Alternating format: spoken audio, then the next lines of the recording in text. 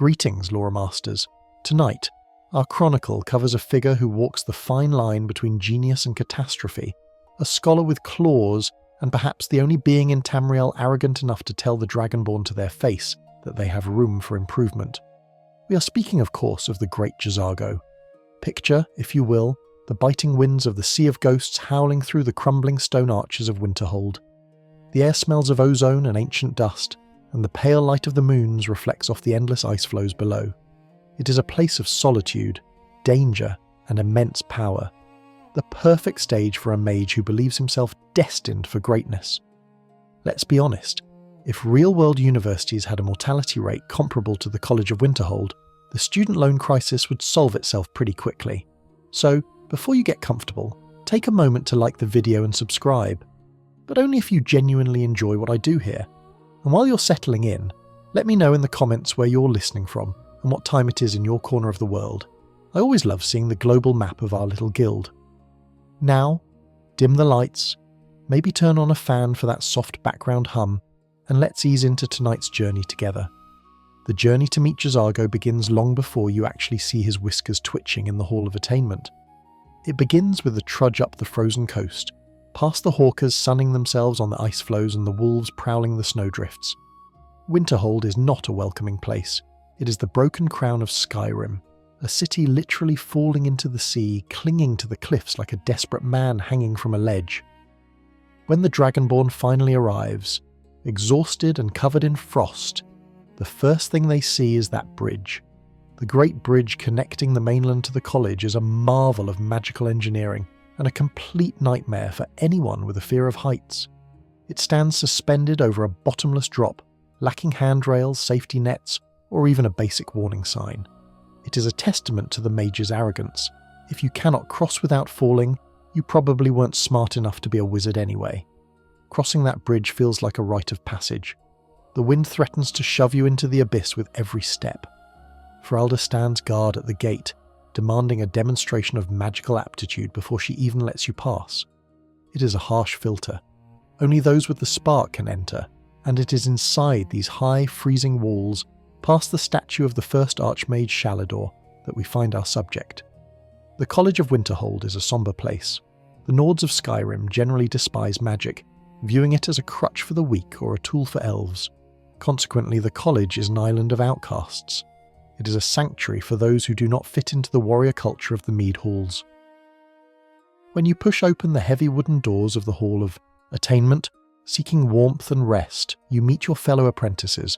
There is Onmund, the nervous Nord trying to hide his heritage's shame, Brelina Marion, the shy Dunmer noble fleeing her family's legacy, and then there is Jazargo.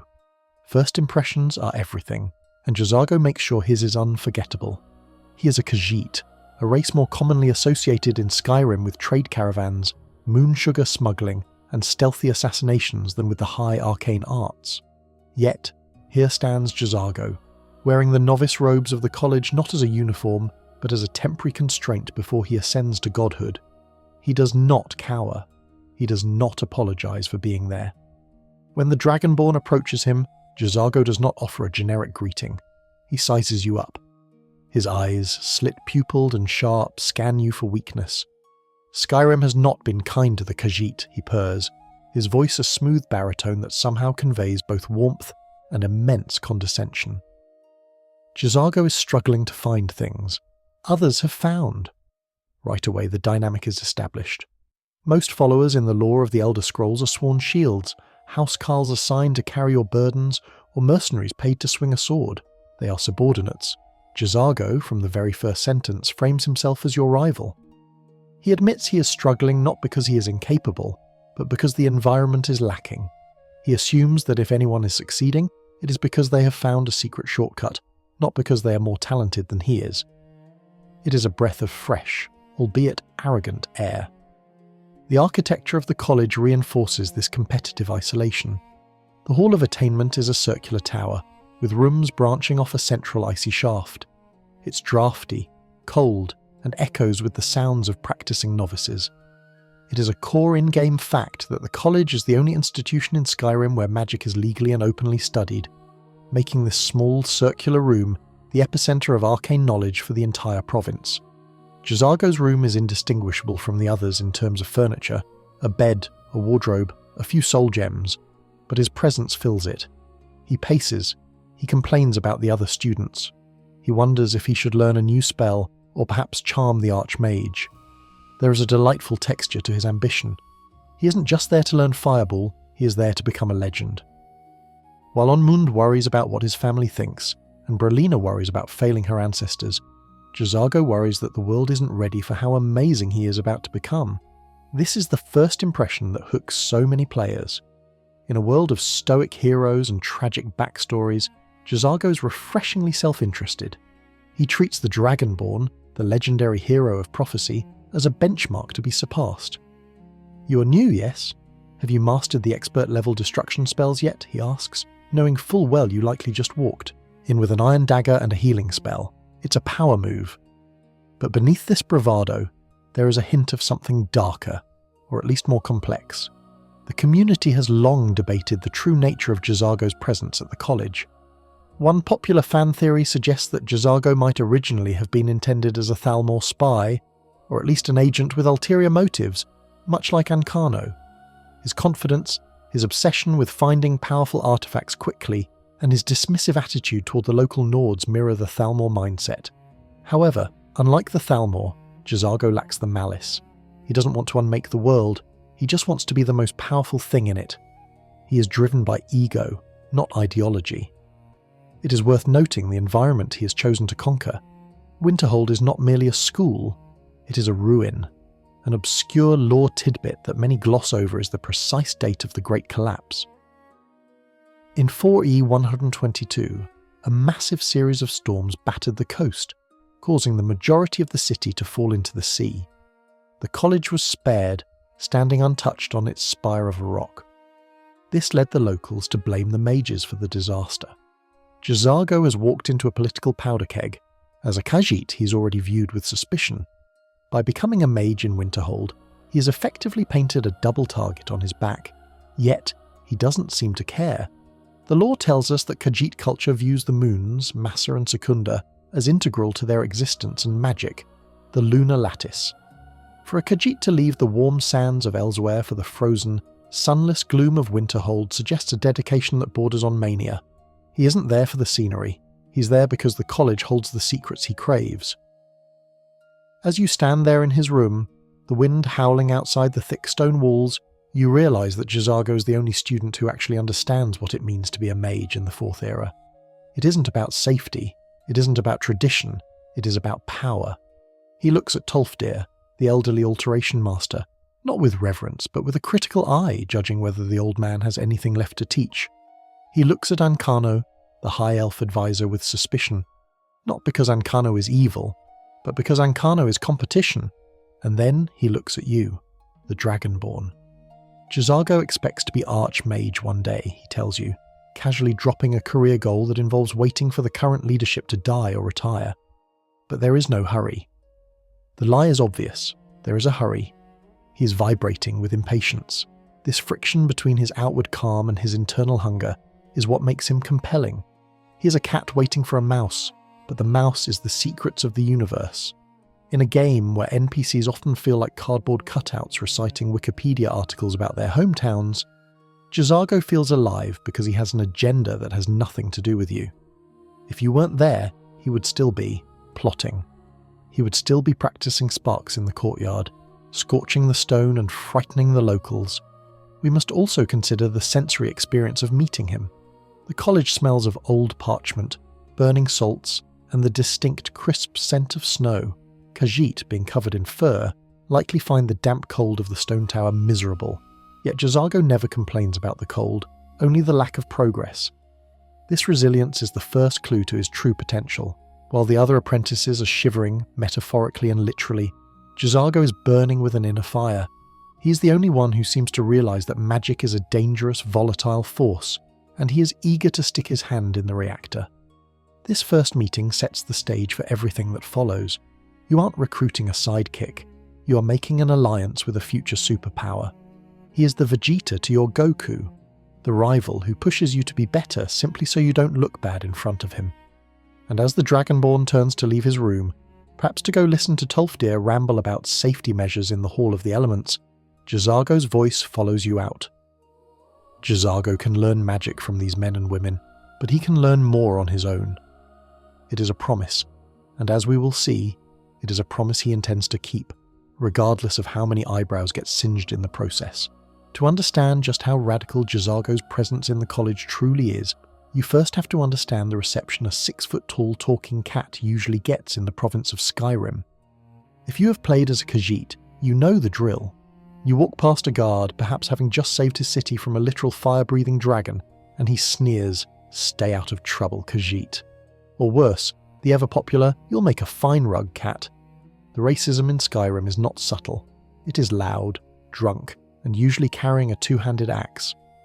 For the average citizen of Tamriel, a Khajiit is one of three things: a thief, a spy, or a drug dealer. This stereotype is so deeply ingrained that the Khajiit trade caravans, the Risad and Akari of the world, are legally banned from entering the city limits of every major hold. It is a core in-game fact that you will never see a Khajiit caravan inside Whiterun or Solitude. They are forced to camp outside the walls in the snow and mud, peddling their wares like exiles. The Nords view them as addicted to moon sugar and prone to pickpocketing, a prejudice fueled by the fact that, to be fair, the Khajiit racial bonuses do make them excellent thieves. Enter Jazargo. He walks through this atmosphere of hostility with his tail held high, completely ignoring the social order. By residing within the College of Winterhold, Jazargo has technically circumvented the ban on Khajiit entering settlements. While the town of Winterhold itself is a frozen husk where the locals despise mages, the college is autonomous territory. Jazargo has found a loophole. He is sleeping in a warm bed, relatively speaking, inside a fortress while his kin are freezing in tents outside Dawnstar. This isn't just luck, it is a statement. He refuses to be marginalised. But Jazargo is doing more than just crashing a whites-only country club. He's dismantling the very idea of what a Khajiit should be. In the gameplay mechanics of The Elder Scrolls V, Skyrim, the Khajiit race is stat-weighted towards stealth. They start with Plunder 10 to sneak. They have Night Eye to see in the dark, and their claws deal extra unarmed damage. The game is practically screaming at you to put this character in leather armour, hand them a dagger, and have them skulk in the shadows. Jazargo looks at those racial stats and laughs. He has absolutely no interest in sneaking. Why would you want to be quiet when you can summon a thunderstorm? Why stab someone in the back when you can incinerate them from the front? He's a rejection of biological determinism. He is a Khajiit who has decided that his claws are redundant because he intends to wield the power of the sun in his palms.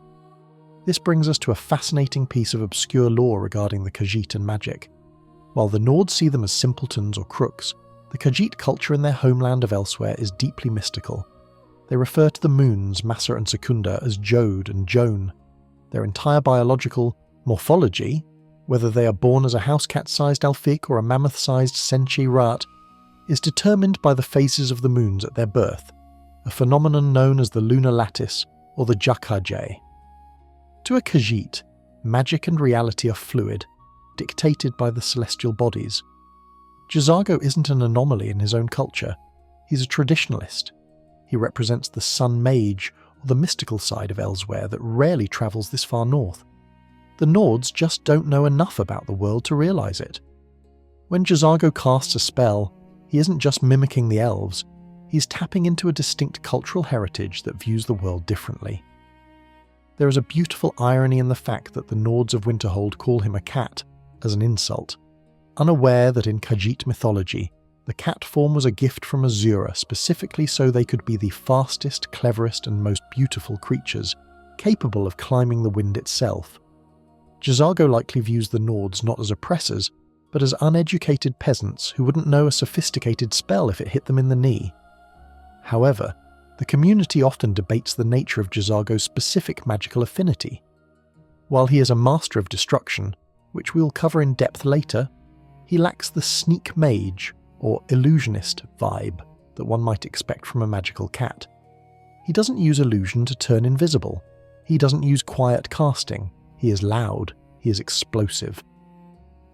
This has led to fan theories that Jazargo might be trying to overcompensate for the thief stereotype. He is so desperate to be taken seriously as a wizard that he gravitates toward the flashiest, most undeniable forms of magic. You can ignore a thief in the shadows, you cannot ignore a fireball to the face. The way he speaks about his craft reinforces this. He doesn't mention stealing secrets, he mentions mastering them. I have heard that the college has many powerful scrolls, he says, eyes gleaming. Most Khajiit would want to sell the scrolls. Jazargo wants to read them, rewrite them, and then test them on an unsuspecting roommate. This separates him from the only other prominent Khajiit follower in the game, Khajo. Khajo is a caravan guard, a warrior in heavy armour who is humble, loyal, and weary of the cold. Khajo fits the mould of the good Khajiit in Nord eyes, a servant who knows his place and protects goods. Jazargo is the dangerous Khajiit, the intellectual who thinks he is better than you. And let's be honest, in a setting like the college, which is filled with high-strung academics, Jazargo fits right in. He is the Oxford student who thinks he runs the place, just with more fur. Consider the visual contrast when you walk into the Arcaneum, the college's library. You have Orag Groshub, an orc, running the library. Orcs are the other savage race in Skyrim, known for berserker rage and smithing. Yet here, the two most intellectual figures you encounter are an orc librarian and a Khajiit wizard. It is a subtle piece of environmental storytelling by Bethesda. The beasts are the scholars, while the humans outside are the ones fearing knowledge. Jazargo is often found in the Arcaneum, or practicing in the Hall of the Elements. He puts in the work. He isn't out peddling skooma. Speaking of skooma, Jazargo's complete lack of interest in the substance is another way he defies the expectations of his race. In the Elder Scrolls lore, Khajiit have a biological tolerance for moon sugar. It's essentially holy sugar to them. But the refined drug skooma is a scourge. Nords assume every Khajiit is a dealer. Jazargo never mentions it. He never asks you to smuggle anything. His addiction, if he has one, is competition. He is addicted to being right.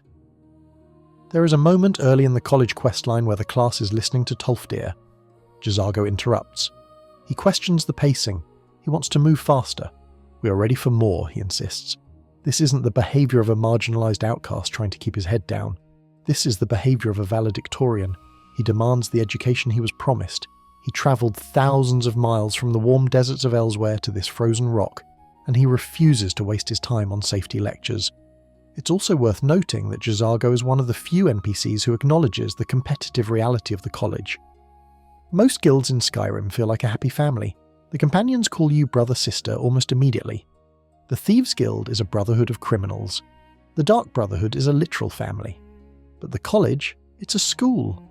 And in school, you have classmates you like and classmates you want to beat. Jazargo treats the college like a zero-sum game. For him to be the best, everyone else must be acknowledged as inferior. This attitude is crucial because it recontextualizes the sneaky Khajiit trope into something more cerebral. He is sneaky in his ambition, not his movement. He plots, he observes, he waits for Onmund to fail a spell so he can smirk. He waits for Brelina to turn you into a cow so he can comment on her incompetence. He's playing a political game in a magical tower. By rejecting the physical stealth of his ancestors for the social manoeuvring of a mage, Jazargo becomes a unique entity in the game. He is a heavy armour-wearing, shock spell-casting, arrogant intellectual who just happens to have whiskers. He forces the player to look past the character model. If you close your eyes and listen to him, he sounds like a high elf, haughty, proud, magically gifted. But you open your eyes and see a cat. That dissonance is where the character's charm lives. He proves that in Tamriel, culture is not biology. You can be born with claws and still choose to fight with your mind. You can be born with Night Eye and still choose to illuminate the darkness with magicka. Jazargo isn't a Khajiit mage. He is a mage who happens to be Khajiit. And if you ask him, he's probably the best mage who has ever lived, regardless of species. So, having established that he is not here to sell us rugs or sugar, we must look at who he is actually competing against. Because Jazargo didn't come to Winterhold to make friends, he came to dominate, and unfortunately for them he has roommates. If the College of Winterhold is a university, then the Hall of Attainment is the freshman dormitory, and Jazargo is undeniably the worst roommate you could possibly ask for. Imagine sharing a circular, drafty stone tower with two other students. One is having an identity crisis, the other is suffering from performance anxiety, and the third is a cat who constantly talks about himself in the third person. and probably steals your sweet rolls when you aren't looking. This trio, Onmund, Brelina Marion and Jazargo, forms the core of the college's apprentice class, and the dynamic between them is one of the most entertaining, understated narratives in the game. To Jazargo, his fellow students aren't really peers. They are the control group. They are the baseline against which his own magnificence is measured. If you speak to him about them, he doesn't offer friendship or camaraderie. He offers a performance review. Onmund is eager, Jazargo says, his voice dripping with that signature mix of purr and skepticism. But he is a Nord. He has much to learn. Brelina is good, but she is small. She does not have the hunger. Let's break down his competition, starting with Onmund. Onmund is the antithesis of Jazargo. He's a Nord, a race that generally views magic as elf trickery and suspects wizards of turning milk sour just for fun. Onmund is at the college in defiance of his family and his culture. He is guilt-ridden, anxious and constantly looking over his shoulder.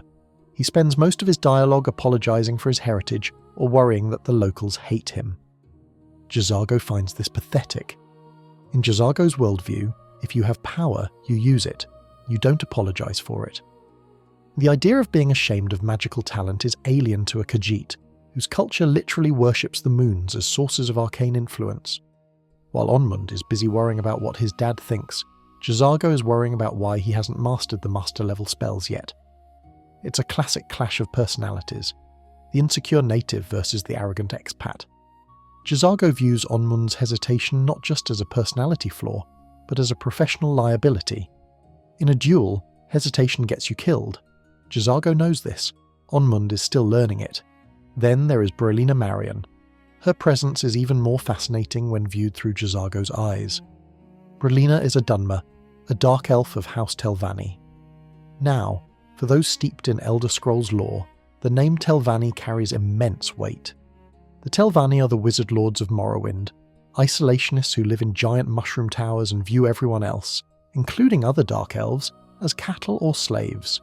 They are historically the most powerful, ruthless mages in Tamriel. A core in-game fact is that Brelina is fleeing that legacy. She is shy, soft-spoken, and terrified of messing up. She's essentially a trust fund kid trying to escape the pressure of her family's empire. Jazargo, on the other hand, acts more like a Telvanni than she does. He has the ego, the ruthlessness, and the hunger for power that defines House Telvanni, but he has none of the pedigree. He likely looks at Brelina and sees wasted potential. She has the blood of wizard lords in her veins, yet she asks you to let her practice a simple illusion spell that turns you into a cow. Jazargo would never ask to practice a spell that turns you into a cow, unless he intended to eat the cow. This rivalry is almost entirely one-sided. Onmund and Brelina rarely mention Jazargo. They're too focused on their own insecurities, but Jazargo is obsessed with position. He's constantly checking the leaderboard. When you arrive, he immediately tries to suss out where you fit in the hierarchy. You are new. I am new. We should see who learns faster. He isn't proposing a study buddy system. He is declaring a race. This competitive streak highlights a subtle but brilliant piece of game design. The three apprentices represent the three archetypes of mage players. Onmund is the battle mage player who wants to use magic but feels weird about wearing a dress, so he sticks to heavy armor and shock spells. Mechanically, Onmund actually favors shock magic, much like Jazargo, but with less aggression. Brelina is the role player, focused on summoning and alteration, playing a character with a rich backstory but less focus on raw damage per second. And Jazargo? Jazargo is the power gamer. He is the player who looks up the level cap on the wiki, exploits the crafting loops, and complains that the game is too easy. He is the in-universe representation of the min-maxer.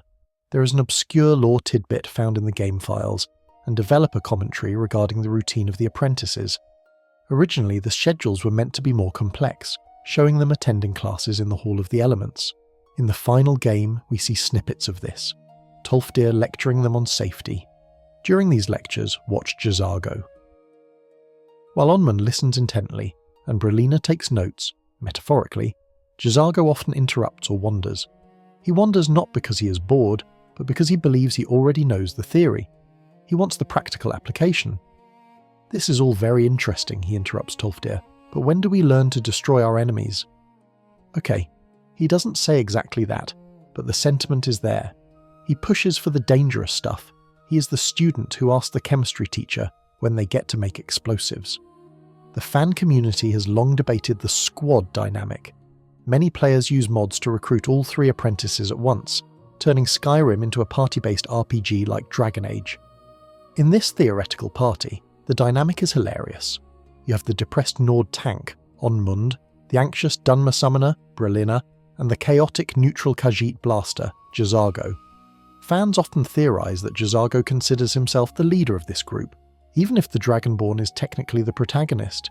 If you listen to his idle dialogue while he's following you, he often comments on the environment with an air of expertise, as if he is guiding you. Jazargo smells trouble, he might say, implying that his senses are the only reason the group is still alive. This arrogance serves a narrative purpose. It isolates him. Onmund and Brelina bond over their shared anxiety. You can often find them sitting together in the Hall of Attainment, eating bread and staring at the floor. Jazargo is usually pacing alone, or working at an arcane enchanter. He isolates himself because he believes eagles, or in this case, saber cats, fly alone. He views friendship as a distraction. The only relationship he values is a transactional one. What can you do for him? This is most evident in how the 3 apprentices ask for your help. This request phase is crucial for understanding their characters. Onmund asks you to help him retrieve a family amulet he sold to Enthir. It's a quest about regret, family honour, and fixing a mistake. It's personal and emotional. Brelina asks you to help her test a spell because she's afraid to test it on herself or the teachers. It's a quest about academic insecurity and trust. Jazargo? Jazargo asks you to test his Flamecloak scrolls. He doesn't ask for help retrieving an heirloom. He doesn't ask for emotional support. He hands you unstable experimental munitions and says, "Go set yourself on fire near some undead and tell me what happens." We will dive deeper into those scrolls in a later section, but in the context of the rivalry, it is damning. He treats the Dragonborn not as a friend, but as a lab rat.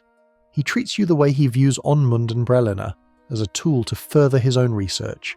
The fact that he trusts you with the scrolls and not Onmund is actually a backhanded compliment. He thinks Onmund would die. He thinks you might survive. That is the highest praise Jazargo is capable of giving. The rivalry is also fueled by the magical schools they specialise in. Onmund is a generalist with a lean towards shock. Brelina is a mystic. Conjuration, alteration, illusion. Jazargo acts as a pure destruction mage, though his spell list is surprisingly limited early on. However, he talks the biggest game. In the world of academia, there is always that one student who claims to be working on a revolutionary thesis that nobody's allowed to see. That is Jazargo. He creates an aura of mystery around his abilities. Jazargo knows spells that would make the Archmage blush, he implies. Whether this is true or not doesn't matter. The confidence is enough to intimidate the other 2.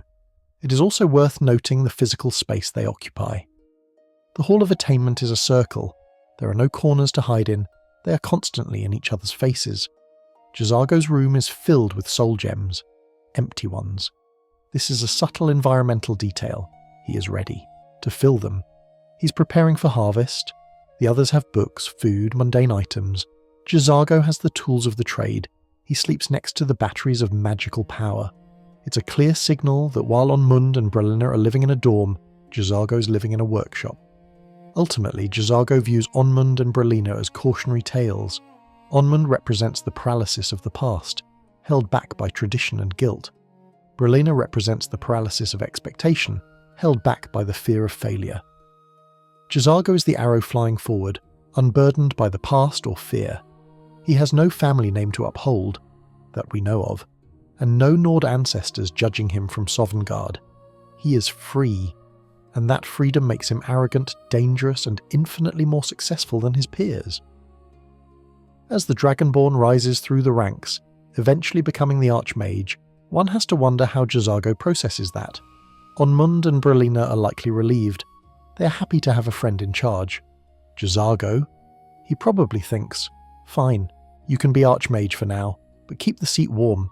He respects you because you beat him, but he never accepts that you are better than him, only that you are ahead of him currently, and that is why he is the best mage, because he never stops chasing. Onmund and Brelina are content to survive the college. Jazargo intends to own it. But before he can own the college, he has to survive the field trips. And the first field trip is a doozy. It involves a hole in the ground, a lot of dead Nords, and a secret that threatens to unmake reality. While Onmund is trembling at the door of Sarthal, checking his amulet for courage, Jazargo is sharpening his claws. If the Hall of Attainment is where the social hierarchy is established, the excavation site of Sarthal is where the rubber meets the road, or rather, where the fur meets the frost. For the Dragonborn and the apprentice cohort, this isn't just a field trip, it is the first real test of survival. And while Onmund is practically hyperventilating at the thought of disturbing his ancestors, and Brelina is trying to look invisible, Jazargo strides toward the ancient ruin like he owns the place. Sarthal is a bleak, imposing structure buried in the glaciers southwest of Winterhold. The wind here screams across the ice, carrying enough chill to freeze the marrow in your bones. For a Khajiit, a creature evolved for the arid badlands of elsewhere, this environment should be hell. Yet, observe Jazargo as the group gathers outside the entrance. He isn't huddled for warmth. He isn't complaining about the temperature. He is impatient. He is bored. Tolfdir, the master of alteration, is giving a lecture on the historical significance of the site, droning on about safety and preservation. Jazargo's tail twitches with a distinct lack of rhythm, a sign of irritation. He didn't come here to listen to a history lecture, he came here to loot. Is everyone ready? Tolfdir asks, oblivious to the fact that his students are freezing. Jazargo is the first to head in. Once inside, the dynamic shifts. The air changes from the biting wind of the surface to the stagnant dry cold of a tomb. The smell of dust, dried leather, and ancient magic hangs heavy in the gloom. It is here that we see the fundamental difference between Jazargo and the others. To Onmund, Sarthal is a sacred cemetery, a place of tragedy. To historians, it is the site of the Night of Tears, the infamous event where the Snow Elves slaughtered the first human settlers of Skyrim, sparking a genocidal war that lasted generations. To Jazargo, Sarthal is a piñata. Jazargo hopes there is gold involved, he might as well be thinking, though his spoken dialogue is slightly more diplomatic. He wanders off almost immediately. While Tolfdir is assigning menial tasks, asking the Dragonborn to pick up enchanted rings and amulets like a glorified janitor, Jazargo is scouting the perimeter. This behaviour highlights a core in-game fact. The AI of followers in Skyrim is generally reactive, but Jazargo's dialogue triggers in dungeons suggest a proactive mindset. He comments on the architecture not with reverence, but with appraisal. He is looking for magical residue. When the Dragonborn triggers the trap that seals the room and inadvertently breaks the wall, revealing the hidden deeper tunnels, Jazargo isn't shocked. He is vindicated. Finally, his posture seems to say, something interesting is happening. As the group delves deeper into the ruin, the Draugr awaken. These are the mummified remains of ancient Nords, preserved by the magic of the tomb and bound to serve the dragon priests. They are terrifying to the uninitiated. Their eyes glow with a pale blue witchlight, and their shouts, primitive versions of the Thum, can disarm or stagger opponents. Watch how the apprentices react. Onmund fights with a grim necessity, hating every moment of desecrating his kin. Brelina hangs back, summoning Atronach to put a barrier between herself and the undead. But Jazargo? Jazargo engages with a terrifying enthusiasm. This is the bravery mentioned in our title, but it isn't the bravery of a paladin protecting the innocent. It is the bravery of a scientist who wants to see what happens when you introduce a lightning bolt to a reanimated corpse. Jazargo's combat style in these early levels is a chaotic mix of sparks and claws. Because his level scales with the player indefinitely, a point we will obsess over later, in this early stage he is aggressive. He doesn't cower. When a Draugr Deathlord bursts from a sarcophagus, Jazargo doesn't retreat. He advances. There is something visibly absurd and wonderful about a cat in wizard robes boxing a zombie, but it works. He treats the undead not as horrors, but as obstacles standing between him and the treasure. This dungeon crawl also exposes us to an obscure lore tidbit regarding the magic of the ancient Nords. The walls of Sarthal are covered in murals and carvings that predate the modern understanding of magic in Skyrim. The ancient Nords revered the animal totems, the hawk, the snake, the whale. Jazargo, coming from a culture that worships the moons and the chaotic spirits of the Dromathra, likely finds the Nord superstition quaint. He walks past carvings that terrify Onmund without a second glance. He is immune to the cultural weight of the place. This detachment makes him the perfect dungeoneering companion. He carries no baggage. Then comes the moment that changes everything. The discovery of the Eye of Magnus. Deep in the bowels of the earth, suspended in a massive chamber, is a giant swirling orb of arcane energy. It hums with a power that vibrates the teeth in your skull. It is an artifact of immensity, possibly related to the creation of the mortal plane itself, Mundus, or a remnant of the Magna G, the Star Orphans. Tolfdir is stunned into silence. The other apprentices are terrified. Jazargo's reaction is a masterclass in ambition. He stares at the eye. He doesn't recoil. He doesn't pray. He calculates. You can practically see the gears turning behind those slit pupils. How do I put this in my pocket? There is a moment where the Sigic Order, a monastic order of monks who have mastered time and space, intervene. A monk named Nerian appears, freezing time to deliver a dire warning to the Dragonborn about the dangers ahead. Now this is a sequence where only the player interacts with the monk, while the world around them is paused. But consider the fan theories surrounding the Khajiit perception of time. In lore, the Khajiit creation myth speaks of Alkosh, Akatosh, as a giant cat who patrols time. Some fans debate whether highly attuned mages like Jazargo might sense the hiccup in time when the Sigic Order intervenes. While the game script doesn't have him comment on it, his subsequent dialogue suggests he knows something big is happening. He senses the shift in the magical currents. "This is no ordinary ruin," he remarks. Jazargo's bravery in Sarthal is defined by his refusal to be overwhelmed. When Jirik Gulderson, the boss of the dungeon, attacks, protected by an invulnerable shield powered by the Eye, Jazargo is the one pouring damage into him. He doesn't understand the mechanics of the shield. Tolfdir has to shout instructions to use the Staff of Jurek, but Jazargo understands the concept of keep hitting it until it stops moving. After the dust settles, and the Eye is secured for transport to the college, the group disperses.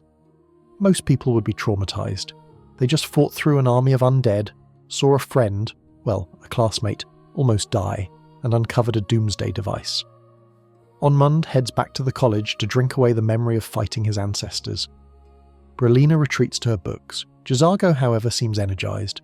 The trip to Sarthal confirmed his hypothesis. The college is sitting on a goldmine of power, and he is the only one with the claws sharp enough to grab it. He doesn't view the Eye of Magnus as a threat to the world, he views it as a curriculum upgrade. "You found something amazing," he says later, his voice thick with jealousy and admiration. This is the key to his character. He isn't jealous that you are the chosen one, he is jealous that you got to touch the shiny orb first. The expedition to Sarthal proves that Jazargo is not a library mage, he is a field mage, he thrives in the chaos. While Tolfdir worries about the implications of the discovery, Jazargo is likely wondering if the Eye emits enough magicka to charge his soul gems faster.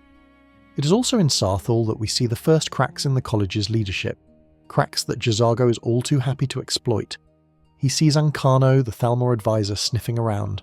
He sees the Archmage Savos Aran delegating everything to subordinates. Jazargo is taking notes. He realizes that to succeed here, one must be bold. The caution of Tolfdir is useful for survival, but it won't make you a legend. As you trudge back through the snow toward Winterhold, leaving the ruins of Sarthal behind, Jazargo walks with a new swagger. He has faced the Draugr, he has seen the Eye, he's still alive, and more importantly, he has seen you in action.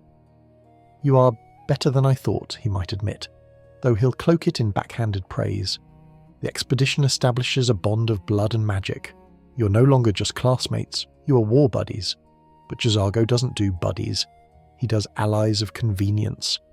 And now that he knows you are capable of surviving ancient tombs, he decides you're finally ready for his personal project. He doesn't want to talk about the Eye of Magnus anymore, that's old news. He wants to talk about something much more volatile. He wants to talk about flame cloaks, because if you can survive a Draugr Deathlord, surely you can survive being wrapped in an experimental explosion of fire that Jazargo scribbled on a napkin, right? It's a logical progression in his mind. Sarthal was the warm-up.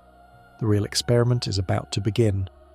And as we will see, Jazargo's definition of experiment usually involves a high probability of third-degree burns for everyone involved, except him, of course.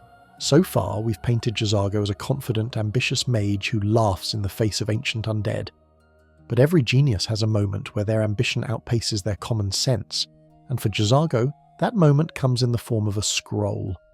Not just any scroll, a scroll of his own invention. This is the infamous Jazargo's Experiment Quest, a side mission that has likely caused more accidental reloads than any giant's club or dragon's breath in the history of Skyrim. After the dust settles from Sarthal, Jazargo approaches you in the Hall of Attainment. He lowers his voice, glances around conspiratorially, and drops the pretense of casual conversation. Jazargo has seen that you are capable, he purrs. Perhaps you can help Jazargo with a small matter. The small matter turns out to be a groundbreaking piece of magical research. Jazargo claims to have invented a new type of destruction magic, a flamecloak spell that burns hotter and lasts longer than anything currently taught by the Masters. It's a bold claim. Flamecloak is an adept-level spell, usually reserved for seasoned mages. For an apprentice to improve upon it is like a first-year physics student claiming they've improved the internal combustion engine in their dorm room. He hands you 10 scrolls. Jazargo's Flamecloak Scrolls. The instructions are simple. Find some undead, stand next to them, use the scroll and report back. He can't test them on himself, he explains, because, well, he's busy. Or perhaps because he suspects what's about to happen. Jazargo would test them himself, but if something went wrong, who would record the results? This is the quintessential mad scientist logic. He needs a control variable, and that variable is you. The community debate here is hilarious. Is Jazargo maliciously trying to kill the Dragonborn to eliminate a rival? Or is he genuinely just so absorbed in the theory that he forgot to account for safety? Most evidence points to the latter. He isn't evil, he's just negligent. He's the kind of guy who would invent a flying car but forget to install brakes. So you take the scrolls, you find a Draugr-infested ruin, maybe heading back to Sarthal or dipping into a random barrow. You see a Draugr approaching, you pop the scroll. Whoosh! A magnificent wreath of fire surrounds you. For a moment it looks perfect. The flames lick the air, illuminating the dark tomb. The Draugr steps into the fire and takes damage. Success! Jazargo is a genius. And then, a second later, boom! You explode. To be precise, the scroll doesn't just damage the enemy, it damages you. It applies a flamecloak effect to the undead, causing them to burn, but it also triggers a massive area of effect explosion centered on the caster. It's basically a suicide vest made of paper. This brings us to a core in-game fact. Jazargo's scrolls are glitched, or rather, working as intended, in the most chaotic way possible. They deal damage to the player and any nearby allies. If you have a low health pool, using these scrolls is a death sentence. Many a Dragonborn has died instantly, ragdolling across the dungeon floor, leaving the Draugr confused as to why the intruder just spontaneously combusted. This quest is a rite of passage for Skyrim players. It teaches you a valuable lesson: never trust an experimental mage. But it also reveals a lot about Jazargo's methodology. He is a results-oriented thinker. When you stagger back to him, singed, eyebrows missing, and possibly on fire, his reaction is priceless. "You're not dead. This is good," he beams. "But the scrolls, did they work?" When you explain that the scrolls exploded and tried to kill you, he doesn't apologize. He doesn't gasp in horror. He strokes his chin and says, "Ah, Jazargo expected as much. The calculations were tricky." He expected as much. He knew there was a high probability of explosion, and he sent you anyway. This is the experimental Scrolls of Flame bullet point in action. It shows that Jazargo views magic as a volatile force that must be tamed, and collateral damage is just part of the tuition fee. However, let's look at the obscure lore tidbit hidden in this disaster. The fact that Jazargo is creating scrolls at all is impressive. In Elder Scrolls lore, scroll crafting is a lost or highly specialised art, usually reserved for the moth priests or ancient wizards. Scrolls are essentially crystallised magicka, cast and forget spells inscribed on parchment. For a novice to successfully bind a powerful fire spell to paper is a feat of immense skill. The fact that it explodes is secondary. The fact that it works at all is the miracle. Jazargo is punching way above his weight class. He is attempting inscription, a skill that isn't even in the game's skill tree, implying he is learning from text the player cannot even access. This failure, and it is a failure technically, is actually what endears him to the player. If he were perfect, he would be insufferable. But because he fails so spectacularly, he becomes human, or Khajiit. He is fallible. He is trying too hard. It creates a bond. You aren't just his rival anymore. You are his partner in crime. You survived his mistake, and by not killing him in retaliation, you prove your loyalty. You have done Jazargo a great service, he says, taking the remaining scrolls back, probably to sell to unsuspecting bandits. Jazargo will not forget this. If you ever need help, Jazargo will be there. And just like that, he becomes a follower. But let's linger on the scrolls for a moment longer. The mechanics of the spell are actually fascinating. The Flame Cloak effect is part of the Destruction School, specifically the sub-branch of cloak spells introduced in Skyrim. These spells are defensive and offensive simultaneously, rewarding close-quarters combat. This aligns perfectly with Jazargo's heavy armor preference, which we will discuss later. He designs magic that requires him to be in the face of the enemy. He isn't designing long-range snipes. He is designing get-off-me tools. It reflects a mindset of a mage who expects to be surrounded. This leads to a fan theory. Is Jazargo designing spells for war? The Khajiit are currently allied with the Aldmeri Dominion, the Thalmor, though the relationship is complex. If Jazargo plans to return to Elsewhere, perhaps to fight for or against the Dominion, he would need spells that handle multiple attackers at once. A supercharged flame cloak is an anti-infantry weapon. It suggests that Jazargo's ambitions go beyond just being Archmage. He might see himself as a future war wizard for his people. The irony, of course, is that the scrolls are useless to the player. They do pitiful damage to enemies compared to the damage they do to you. They are vendor trash. But they are Jazargo's trash, and that gives them sentimental value. Some players keep one as a memento, a reminder of the time their cat friend tried to blow them up. The quest also serves as a subtle tutorial on the nature of magic in the Elder Scrolls universe. Magic is not science. It is will made manifest. It is dangerous. Tolfdir spends all his time warning about this. Jazargo ignores the warnings. The explosion is the universe pushing back. It's a classic trope, the hubris of the mage. But unlike many mages who die from their hubris, looking at you, Septimus Cygnus, Jazargo survives because he outsources the risk to you. It's smart, it's Machiavellian, it's Jazargo. Once you recruit him as a follower, the dynamic changes. He's no longer the quest giver, he is the companion. But the shadow of the scrolls lingers. Every time he casts a spell in combat, you might flinch, wondering if this one is going to backfire too. It adds a layer of tension to having him around. He is a loose cannon. But as we've established, loose cannons are fun. And let's be honest, in a game where you eventually become a demigod who shouts dragons out of the sky and eats their souls, having a companion who accidentally sets you on fire keeps you humble. It reminds you that you are mortal. It reminds you that not everyone bows to you. Some people just want to use you for data collection.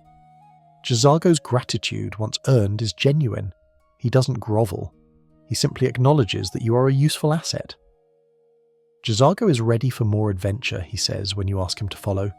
He implies that the adventure is mutual. He isn't following you, he is accompanying you. He brings his own agency to the party.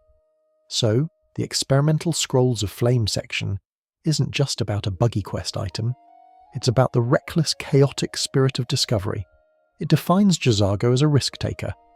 While Brelina is turning you green, and Onmund is moping about zombies, Jazargo is trying to rewrite the laws of thermodynamics. He fails, yes, but he fails forward.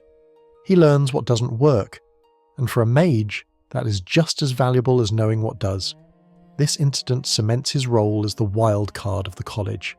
He is the one who will push the button just to see what the button does. And as the story of the Eye of Magnus escalates and the stakes get higher, you're going to need someone who isn't afraid to push buttons. You're going to need someone with the madness of ambition. To understand Jazargo, you have to understand the difference between bravery and madness. Bravery is entering a burning building to save a kitten. Madness is setting the building on fire to see if the kitten is fireproof. We have established that Jazargo leans uncomfortably close to the latter, but to dismiss him as merely reckless is to miss the point of his character entirely. Jazargo isn't just a chaotic pyromaniac, he is a creature defined by a singular, consuming ambition that borders on the pathological. He possesses what high-functioning sociopaths and Fortune 500 CEOs call vision. Most students come to the College of Winterhold to learn a trade. They want to be court wizards, enchanters, or perhaps healers. They want a steady job, a warm bed, and a life expectancy that extends past the age of 30. Jazargo looks at these modest goals with unmasked contempt. He didn't come to Winterhold to get a degree. He came to deconstruct the universe. Consider the environment again. The college is built on top of the Midden, a literal dungeon filled with the failures of previous students. Down in the dark, freezing sub-basement, there is the Atronach Forge, a device that can summon Daedra and craft powerful items if you feed it the right ingredients. Most students avoid the Midden. It smells of rot and old magic. It is dangerous. There are ice wraiths and restless Draugr down there. But if you were to look for Jazargo when he isn't in his room, the Midden is exactly where you would expect to find him. This connects to a grim core in-game fact, the Augur of Dunlane.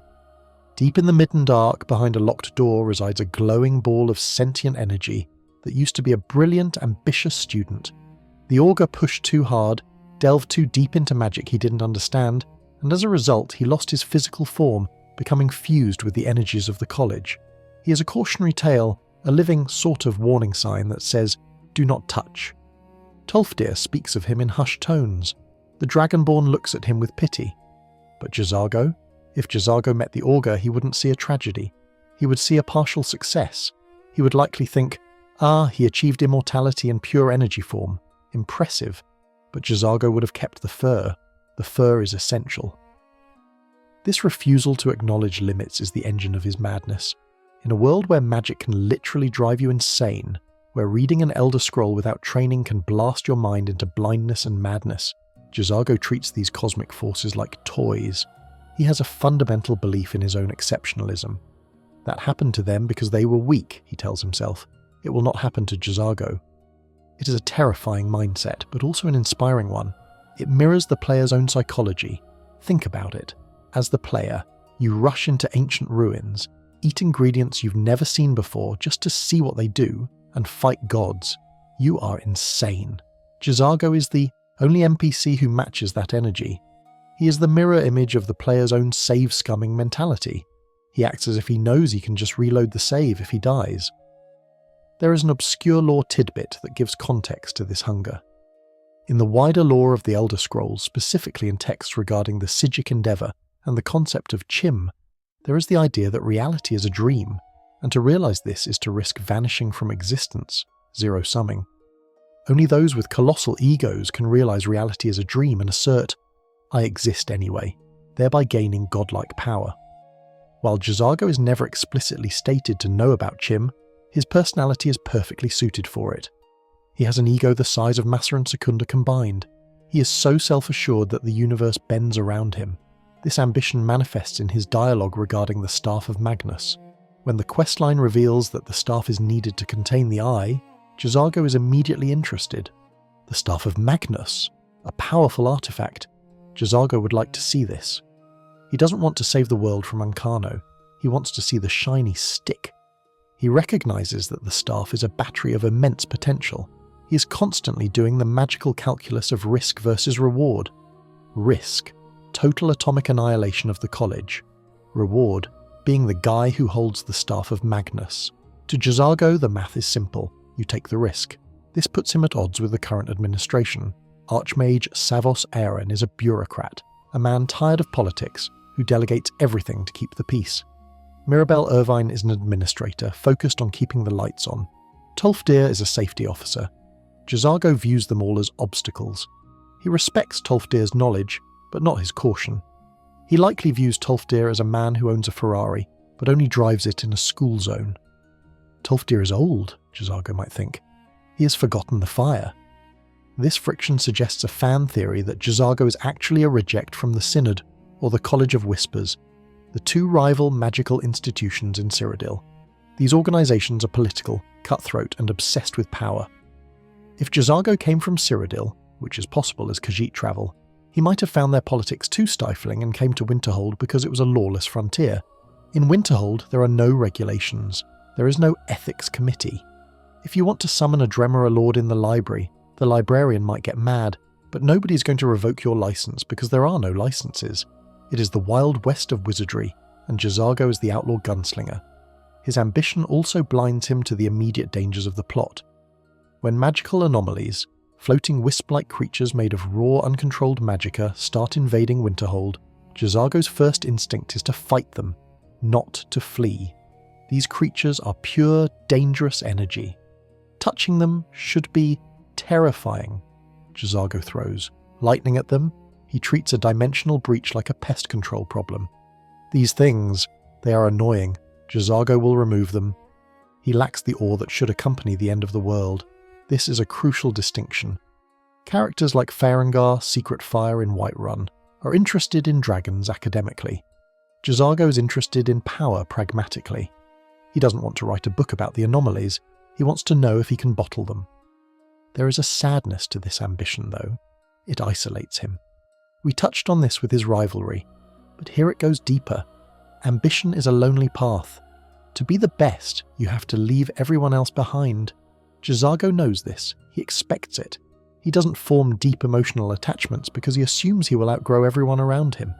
Even the Dragonborn is viewed as a temporary ally. You are good. Jazargo will keep you around. The implication is, for now, until I surpass you, or until you explode. This creates a tragic irony. Jazargo wants to be Archmage, but being Archmage, as Savos Aran shows us, is a miserable, lonely job that ends with you being blown across the courtyard by a Thalmor agent. Jazargo is chasing a cursed throne.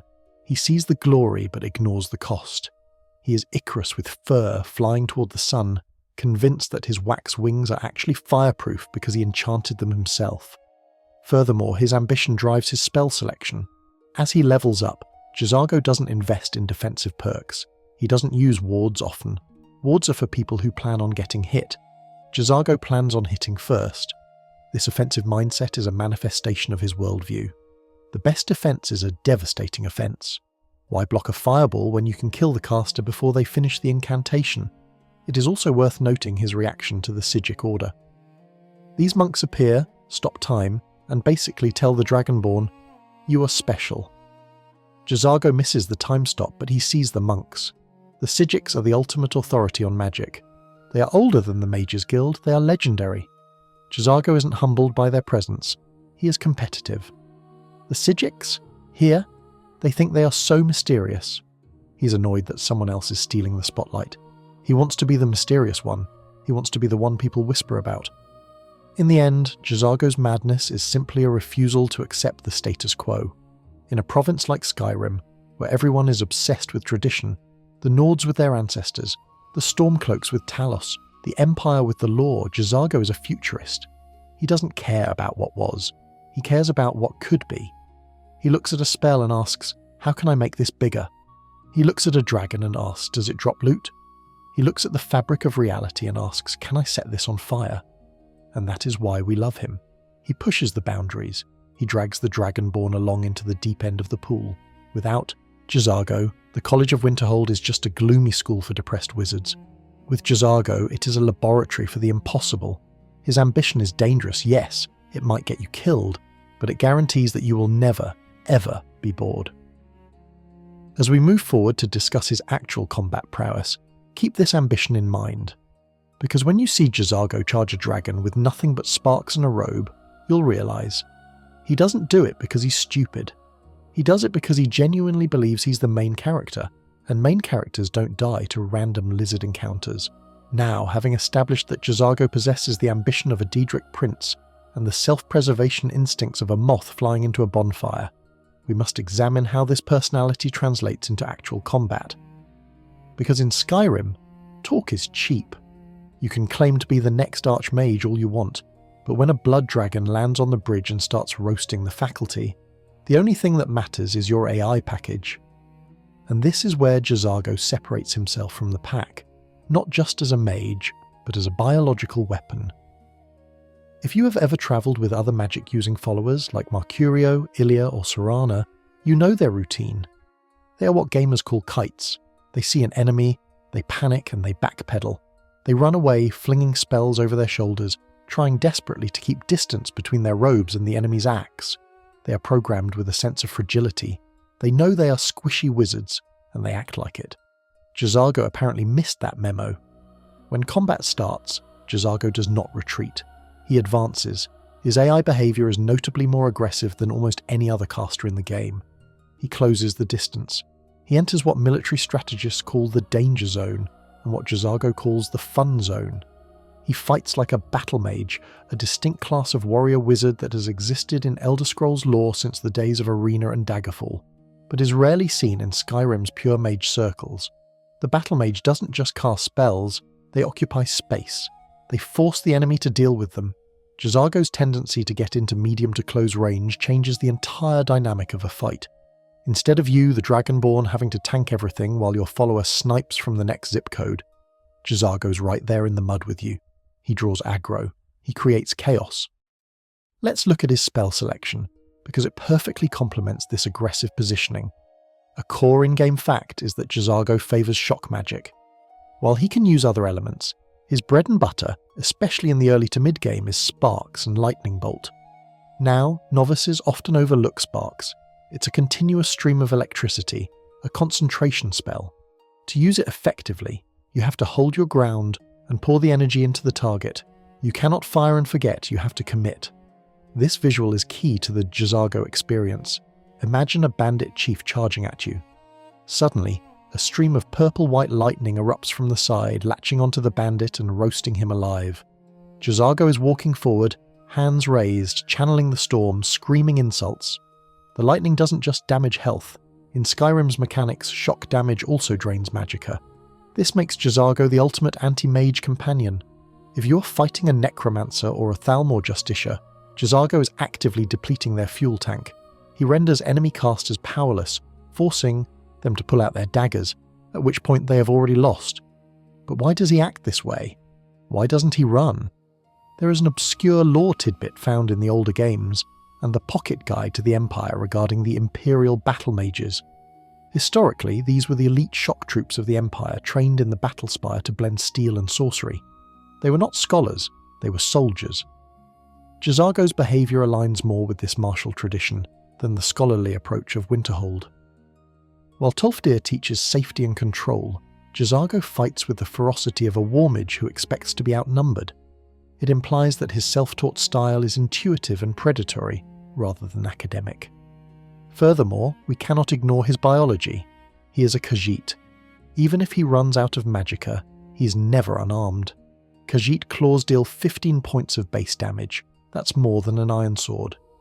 This creates a failsafe in his AI that other mages lack. If Mercurio runs out of mana, he pulls out a dagger and looks sad. If Jazargo runs out of mana, he engages fisticuffs mode. The community has debated this extensively. Is Jazargo's melee aggression a glitch? Is his AI class mistakenly set to a melee script? The consensus is that his class is actually Combat Sorcerer, a specific template that blends heavy armor proficiency, more on that later, with destruction magic. This template tells the AI, you are a tank, act like one. This results in some truly cinematic moments. Picture a fight with a giant. A normal mage would stay back. Jazargo will often stand within the giant's swing radius, blasting it with lightning, then sidestepping, or attempting to sidestep the club. It's terrifying to watch, but it takes the heat off the player. He functions as a lightning rod, literally and metaphorically. There is also the matter of friendly fire, because Jazargo uses shock magic which travels instantly, hit scan, rather than fireballs or ice spikes, which are projectiles with travel time. He is surprisingly accurate. He rarely misses. This means he is less likely to accidentally shoot you in the back than a mage throwing explosive fireballs. However, because he stands so close to the enemy, you are more likely to hit him. Jazargo is not your enemy. Watch your fire, he will yell if you clip him with an arrow, but even then he doesn't retreat. He takes the hit and keeps casting. He understands the fog of war. This aggression also hints at a deeper, darker fan theory regarding Khajiit psychology in combat. The Khajiit are prone to the thrill of the hunt. In lore, the physical transformation of the Khajiit under the moons is tied to their role as defenders of the lunar lattice. When they fight, they enter a state of heightened predatory focus. Jazargo might be an intellectual, but when the blood starts pumping, the cat takes over. He enjoys the proximity. He likes to see the fear in the enemy's eyes. You can't see fear from 50 yards away. you have to be up close. Consider the contrast with a follower like Erandur, the priest of Mara. Erandur fights with a solemn duty, using fire to cleanse. He is apologetic about violence. Jazargo is enthusiastic. You think you can beat Jazargo? He taunts mid-combat. He treats a life-or-death struggle like a pub brawl. This morale boost cannot be understated. When you're deep in a Dwemer ruin, surrounded by Falmer, having a companion who is genuinely having a good time helps mitigate the horror of the situation. Let's look at a specific combat scenario. The Falmer. Falmer are blind. They rely on hearing. A sneak thief player tries to be quiet. A normal mage tries to be distant. Jazargo is a noise machine. The sound of the sparks spell is a loud crackling hum. He acts as a sonic beacon. The Falmer swarm him. This allows the Dragonborn to flank. Jazargo inadvertently utilises classic hammer and anvil tactics, serving as the anvil against which the enemy breaks, while you serve as the hammer. He doesn't need to be told to do this. His ego demands he be the centre of attention, so he naturally positions himself where the most enemies are. It's also worth mentioning his use of wards in conjunction with this aggression. While he prefers offence when he does cast a ward, a magical shield, he often does it while walking forward. It's a phalanx manoeuvre. He pushes into the enemy line shielded by magic, forcing them to give ground. This is high-level tactical movement that feels accidental, but results in brilliance. There is a visceral satisfaction in fighting alongside him. The air smells of ozone and singed fur. The dungeon lights up with the strobing effect of his lightning. It feels like a rave in a graveyard. And when the last enemy falls, Jazargo doesn't pant or check for wounds. He immediately sheathes his magic and returns to his casual, arrogant stroll. That was acceptable, he might imply with his body language. This battle mage in fur persona solves one of the biggest problems with mage followers: fragility. Usually you have to babysit your wizards. You have to peel enemies off them. Jazargo requires no babysitting. He can take a punch. He can deliver a punch. He is a self-sustaining unit of destruction. Moreover, his use of shock magic specifically counters dragons effectively. Dragons shout. Shouting requires a cooldown, or internal resource similar to magicka. By constantly draining a dragon's magicka with lightning, Jazargo can essentially silence a dragon, preventing it from breathing fire or frost as frequently. It is a mechanic many players ignore, but Jazargo exploits it perfectly. While the Dragonborn is hacking at the dragon's ankles, Jazargo is frying its vocal cords. He is in essence a suppression weapon. He suppresses enemy casters, suppresses dragon shouts, and suppresses the enemy's ability to ignore him. So when we call him a battle mage, we aren't just using a fancy RPG term, we are describing a state of mind. A battle mage doesn't fear the melee. They embrace it as the chaotic crucible where magic is most potent. Jazargo knows that a fireball is easy to dodge from across the room, but it's impossible to dodge when the caster is standing on your toes. This aggressive AI, combined with his scaling, which we are inching closer to discussing, makes him a ticking time bomb of potential. In the early game, his spark spell is cute. In the late game, when he has deeper magicka reserves, he becomes a Tesla coil with legs. He turns the battlefield into a hazard zone, but this aggression would be suicidal if he didn't have the durability to back it up. And that brings us to one of the strangest, most delightful anomalies of his character build. Because Jazargo, despite being a scholar of the arcane, has a secret. He doesn't just wear robes. Or rather, he shouldn't just be wearing robes. His stats tell a different story. A story of steel, padding, and an armor rating that makes the fighter on Mund look like he's wearing wet tissue paper. We're about to delve into the mystery of why this cat is built like a tank. But first, we must acknowledge that his willingness to stand in the fire is what saved us all during the darkest moment of the college's history. Because when the Eye of Magnus opened and the world began to unravel, Jazargo didn't run. He stood his ground. The true test of character, as any seasoned adventurer will tell you, is not how one behaves when the sun is shining and the loot is plentiful. The true test is how one behaves when the sky turns a sickly shade of purple. The laws of physics decide to take a coffee break, and a high elf with a superiority complex tries to delete the world using a giant glowing orb. We are speaking, of course, of the climax of the College of Winterhold questline, the eruption of the Eye of Magnus. Up until this point, Jazargo's arrogance could be dismissed as the posturing of a talented student. But when Ancano, the Thalmor advisor, finally makes his move, locking himself in the Hall of the Elements and tapping into the Eye, the vibe at the college shifts from academic rivalry to apocalyptic survival horror in the span of a single heartbeat. The sequence of events is chaotic. Archmage Savos Aren, a man who spent decades holding the college together with duct tape and diplomacy, is blasted into non-existence, or rather blown out into the courtyard to die unceremoniously. Mirabelle Irvine, the master wizard, is left holding the line, her voice cracking with a rare panic as she realises the magnitude of the betrayal. The barrier goes up, the wind howls, the very stone of the college begins to vibrate with a hum that rattles your teeth. And where is Jazargo? A lesser mage would flee. Onmund, bless his heart, is likely paralysed by the confirmation that magic is indeed a curse. Brelina is likely worrying about the implications for her house back in Morrowind. But Jazargo? If you have him as a follower during this sequence, his behaviour is strikingly, stoically calm. He does not cower, he does not pack his bags. He draws his hands up, sparks dancing between his claws, and looks at the barrier with a mixture of disgust and professional offence. Ancano is a fool, Jazargo's demeanour suggests. He's breaking the toys before Jazargo gets a turn to play with them. This is the pivotal moment where Jazargo's selfishness transforms into loyalty. He doesn't stay to save Winterhold. He stays because Ancano has personally insulted him by thinking he can get away with this, and more importantly, Jazargo stays because you stay. Let's look at the magical anomalies that assault the town of Winterhold. This is one of the most jarring difficulty spikes in the game. After Ancano loses control, raw magicka coalesces into floating, blue wisp-like entities known as magical anomalies.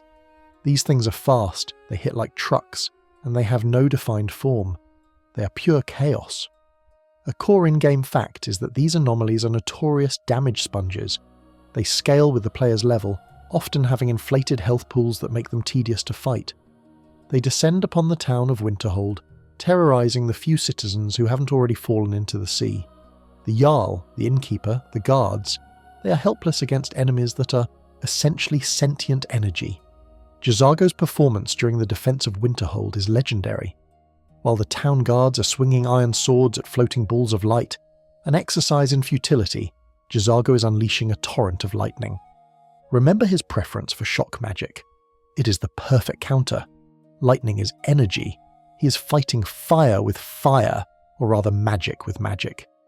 He stands in the middle of the frozen street, the snow swirling around him, blasting these anomalies out of the sky. There is a profound irony here. The town of Winterhold hates the college. They blame the mages for the Great Collapse. They spit on Jazargo when he walks by. And yet, here is Jazargo, the arrogant outsider, fighting back-to-back with the Dragonborn to save the very people who despise him. He never comments on the irony. He never says, we should let them burn. He fights because the anomalies are a mess, and Jazargo hates a mess he didn't make.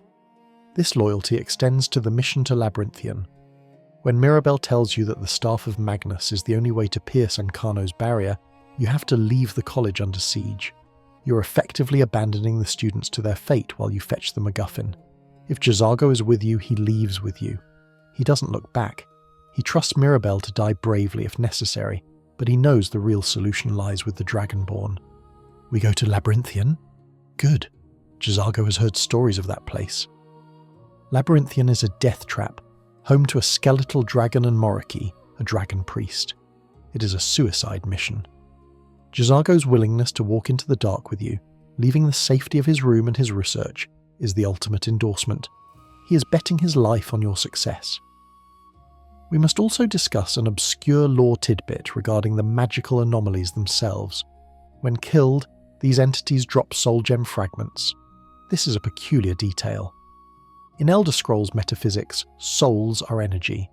The fact that these creatures crystallize into broken soul gems upon death suggests they are not just raw magic, but perhaps shattered fragments of potential life, or the raw creatia of the mundus that failed to take form. Jazargo, with his obsession for soul gems, remember his room filled with empty ones, is essentially fighting walking batteries. It is entirely possible that part of his enthusiasm for fighting them is the hope that he can figure out how they work. To him, This isn't an invasion. It's a buffet of research materials. The fan community has long debated the nature of Jazargo's resistance to the Eye's influence. We see that the Eye of Magnus warps Ancano's mind, amplifying his arrogance and paranoia. We see it affect the Psijic Order, who view it as unstable. Why doesn't it affect Jazargo? He lives just down the hall from it. The prevailing theory is that Jazargo is effectively immune to corruption because he is already maximally arrogant. You cannot corrupt a man, or cat, who already believes he is a god in the making. The Eye looks at Jazargo's ego and says, "Well, I can't add anything to that." This immunity makes him a grounding presence. While Tolfdir is wringing his hands and Mirabelle is bleeding out, Jazargo is just annoyed. This Ancano, he does not know what he is doing. He frames the apocalypse as a competence issue. It brings the stakes down to a manageable level. He reminds the player that Ancano isn't a dark god. He's just a bad student who stole the answer key and doesn't know how to read it. When the Dragonborn finally returns with the Staff of Magnus, the college is in shambles.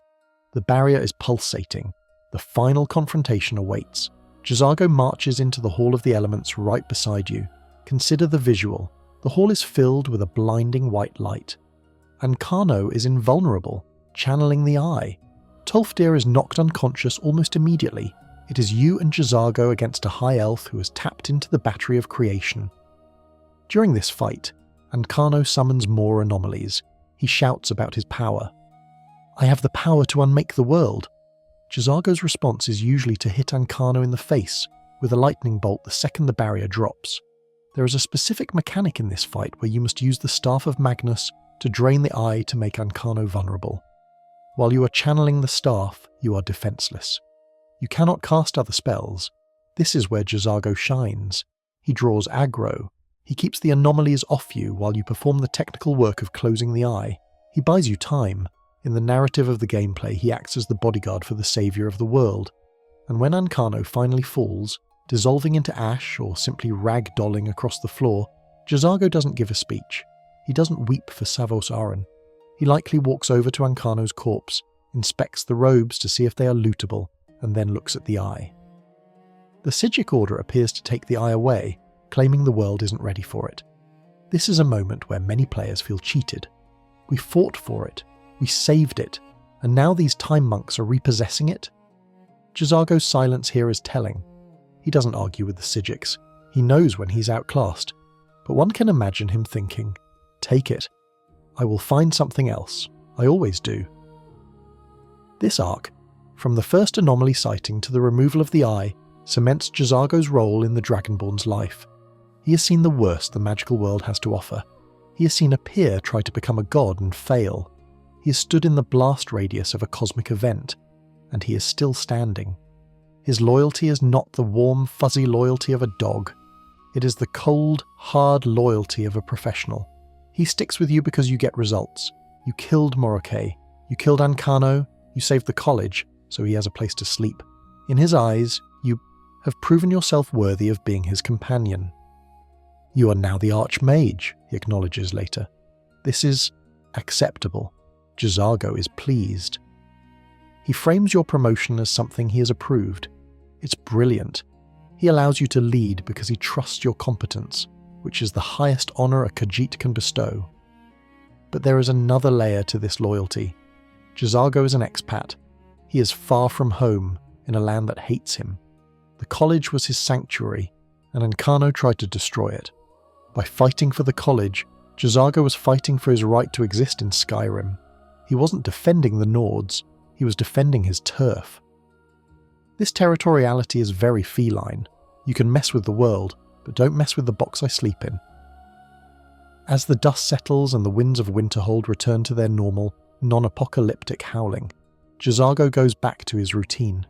He doesn't suffer from PTSD. He doesn't dwell on the horrors. He goes back to practicing his spells. But there is a shift.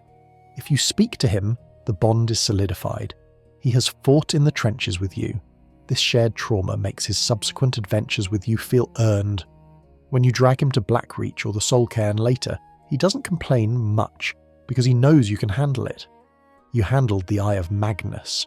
A few Fulmer or skeletons are nothing compared to that, so In the end, Jazargo's loyalty during the eruption isn't about heroism, it's about stubbornness. He refused to let Ancano win, he refused to let the anomalies drive him out, and he refused to let you die, because he still hasn't figured out how you survive all these explosions, and he needs to study you a bit longer. If you spend enough time wandering the frozen wastes of Skyrim with Jazargo, you will notice a linguistic quirk that becomes the soundtrack of your adventure. He almost never uses the word I.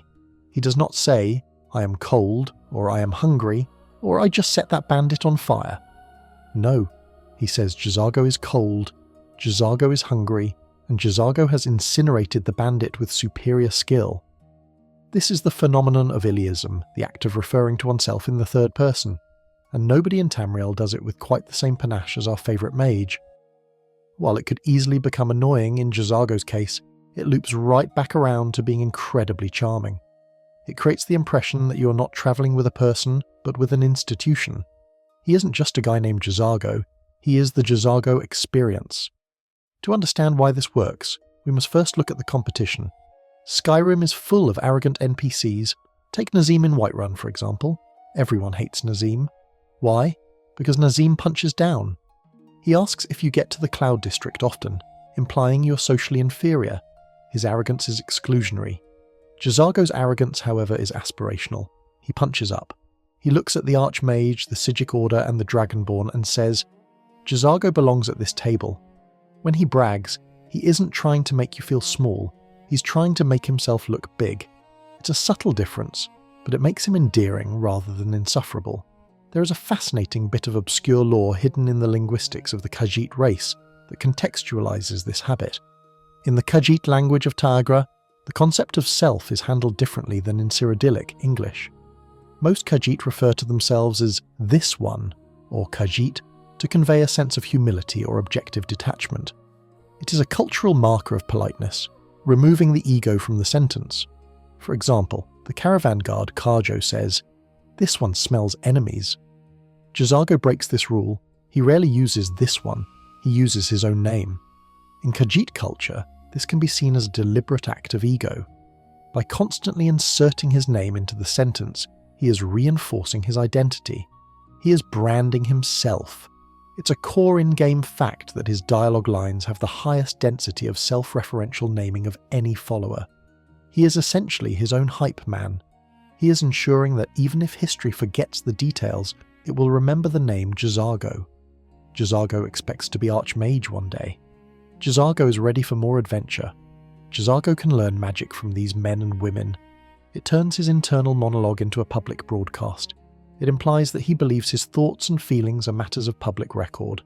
It's the confidence of a celebrity who assumes the paparazzi are always watching, even when he's just eating bread in a damp cave. This third-person arrogance serves a crucial narrative function for the player. It alleviates the loneliness of the game. Skyrim can be a solitary experience. You're often the only person in the room who matters. You are the Dragonborn. Everyone else is an NPC, but Jazargo acts like he is the main character, and you are the sidekick he picked up along the way. Ah, you are still alive. Jazargo is pleased. It frames your survival as a pleasant surprise for him, rather than your own achievement. This dynamic shifts the tone from hero saving the world to buddy cop movie where the cop is a cat wizard. The community has spun a popular fan theory that Jazargo's third-person speech is actually a magical mnemonic device. The theory suggests that by constantly affirming his own name and intentions aloud, he's focusing his will, a crucial component of spellcasting in the Elder Scrolls universe. Magic requires focus. By saying Jazargo is powerful, he is manifesting that reality. He is literally speaking his greatness into existence. Whether this is intentional by the writers or just a happy accident of his personality, it fits perfectly with his ambition. He is casting a continuous fortify ego spell on himself. We must also appreciate the humour this brings to grim situations. Skyrim is a heavy game. There are civil wars, world-eating dragons, and Daedric princes stealing souls. It can get depressing. Then you have Jazargo. You might be standing over the corpse of a king, the fate of the empire hanging in the balance, and Jazargo will chime in with something like, Jazargo thinks this armour would look better on him. It breaks the tension. It reminds you that life goes on.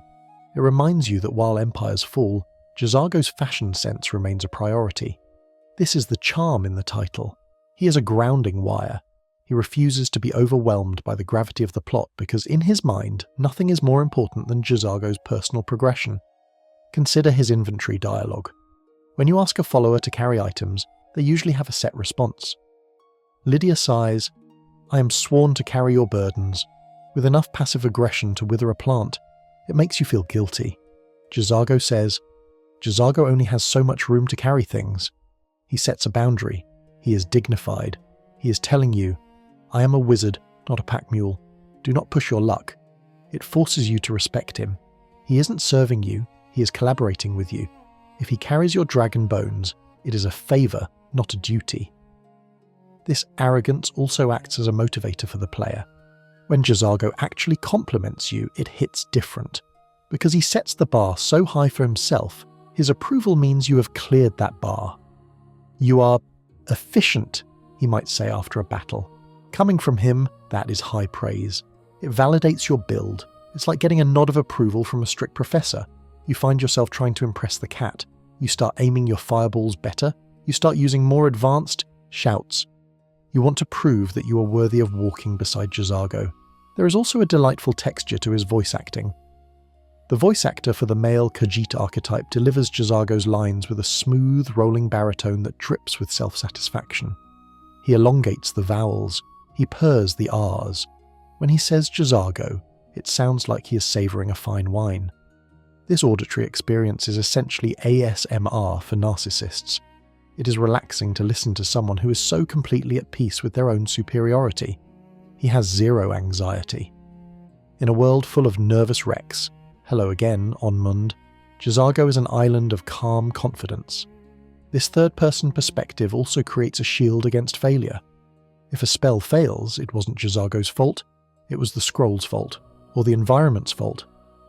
The scrolls, the calculations were tricky. He dissociates from the failure.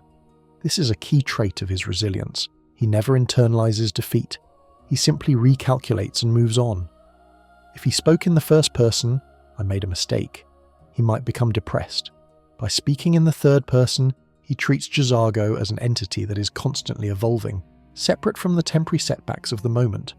It is worth comparing him to the other arrogant followers, like the dark elf mercenary Janissa or the wizard Mercurio. Mercurio is smug. He complains about you getting in the way. "Try not to kill me," he sneers. It's abrasive. Jazargo's arrogance is inclusive. He assumes you're also great, just not quite as great as him. He invites you to witness his greatness. He is a performer, and you are the audience he is graciously allowed backstage. Follow Jazargo, and you will learn much. He isn't following you. In his mind, you are following him, even if you are the one leading the way on the map. He is the tour guide of destruction. And let's be honest, in a power fantasy like Skyrim, we are all a little bit like Jazargo. The player character runs around stealing everything, shouting at people, and hoarding cheese wheels. We are agents of chaos. Jazargo is just the only NPC honest enough to vocalize that mindset. He's a mirror to the Dragonborn's own unstated ego. We love him because he says what we're thinking. I am the most powerful being in this room, and I deserve all the loot. So, when we talk about his charm, we are talking about his authenticity. He never pretends to be humble. He never pretends to be a hero. He is Jazargo, and Jazargo is fantastic. This unshakable self-belief is what makes him stick in your memory long after you've forgotten the names of the Jarls or the Greybeards. But this personality would just be fluff if he didn't have the skills to back it up. And as we continue our analysis, we have to look at the actual magical toolkit he brings to the table. Because Jazargo isn't just talk. Beneath the fur and the ego, there is a master of the arcane arts, waiting to be unleashed. He claims to be great. Now, we must examine the specific spells that prove it. Having explored the colossal architecture of Jazargo's ego, we must now open the actual pages of his spellbook to see if the magic matches the mouth. Because in the unforgiving mathematics of Skyrim's combat engine, a witty retort deals 0 damage. To survive the deep crypts and dragon peaks, one needs mastery over the primal forces of the Orbis. And while Jazargo talks a big game about learning master-level destruction spells, the reality of his magical toolkit is a fascinating study in efficiency over extravagance. If you observe Jazargo over a long playthrough, you will notice a distinct pattern. He is not a jack-of-all-trades like Tolfdir, nor is he a summoner like Brelina. Jazargo is a specialist. He focuses almost exclusively on two schools, destruction and restoration. And within those schools, he makes choices that are surprisingly pragmatic for someone so dramatic. Let's start with his primary weapon, destruction. A core in-game fact that surprises many players is that Jazargo's destruction spell list does not actually expand to include the highest tier spells like Thunderbolt or Lightning Storm as he levels up, despite his level cap scaling indefinitely. Instead, he sticks to the classics, Sparks and Lightning Bolt. Now, before you roll your eyes and dismiss him as a novice, consider the mechanics of shock magic in Skyrim. Fire spells, like Fireball, are projectiles. They have travel time. If a bandit sidesteps, the mage misses. Frost spells, like Ice Spike, are also projectiles and are often resisted by the Nords, who make up 90% of the enemy population. Shock magic, however, is hit scan. This means there is no travel time. The moment the spell leaves Jazargo's fingertips, it connects with the target. It is instant. It is unavoidable. By relying on Lightning Bolt, Jazargo becomes the most accurate follower in the game. He does not miss.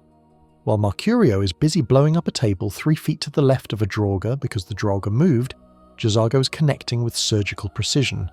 This reliability is worth its weight in ebony. You know that if Jazargo is casting, something is taking damage. There is no wasted magicka on whiffed shots. Furthermore, we must revisit the secondary effect of shock magic. It drains magicka. We touched on this regarding his aggression, but in terms of mastery it shows a tactical brilliance. By sticking to shock, Jazargo is effectively stripping the enemy of their ability to fight back. Against a dragon, he is draining the fuel needed to shout. Against a vampire lord, he is draining the fuel needed to drain life. He is systematically dismantling the enemy's offense while applying his own. It is a control style of magecraft that goes unappreciated until you realise the enemy wizard hasn't cast a single spell in the last 30 seconds, because Jazargo has kept them empty. Then we have his defensive mastery, the ward. Wards are part of the restoration school, though they function like magical shields. Most players hate using wards because they drain magicka rapidly and break easily. Jazargo, however, uses them with the timing of a pro gamer. He casts Steadfast Ward, or Lesser Ward, when closing the distance. A ward blocks magical effects, including Dragon Breath. Picture this. An ancient dragon unleashes a torrent of fire. You, the Dragonborn, dive behind a rock. Jazargo simply raises his hand, a shimmering barrier of force appearing before him, and walks through the fire. The ward absorbs the breath. Jazargo takes no damage. He looks like a movie villain walking through an explosion. This mastery of the ward allows him to tank magical enemies that would melt other followers. It turns him into a mobile fortress. This brings us to an obscure lore tidbit regarding the classification of magic itself. We often take the schools of magic, destruction, restoration, alteration, etc., for granted. But in lore, these distinctions are artificial constructs invented by the Mages Guild, specifically by Vanus Galerian in the Second Era, to make magic easier to teach and regulate. Before that, magic was just magic.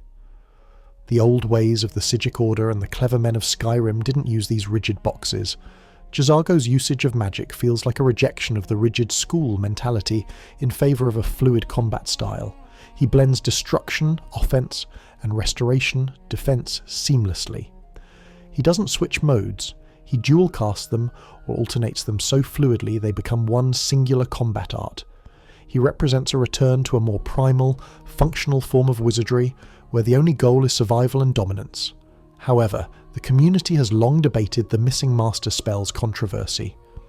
There is a prominent fan theory that Jazargo's script is bugged, or that Bethesda simply forgot to give him the higher tier spells he brags about. Fans argue, how can he be the best mage if he's still using sparks at level 50? But let's look at the counter theory, the mana efficiency theory. In Skyrim, higher level spells cost significantly more magicka. Incinerate cost a fortune compared to Firebolt. If a follower runs out of magicka, they stop casting. By sticking to lower tier, lower cost spells, Jazargo ensures he never runs out of ammo. He's a machine gun, not a cannon. He favours volume of fire over single shot power. Because he scales with the player, which we'll get to, his magicka pool eventually becomes massive. A massive magicka pool combined with cheap spells means he can cast Lightning Bolt continuously for 10 minutes without pausing to recharge. It is a relentless, suffocating barrage. While Onmund blows his entire magicka bar on 2 ice spikes and then has to charge in with an axe, Jazargo is still casting. He is the Energizer Bunny of destruction. He understands that DPS, damage per second, is useless if your uptime is 0. Now, let's discuss the other half of his restoration mastery, self-healing. Most followers in Skyrim do not heal themselves effectively. When they get low on health, they take a knee, crawling on the ground until the fight ends or you heal them.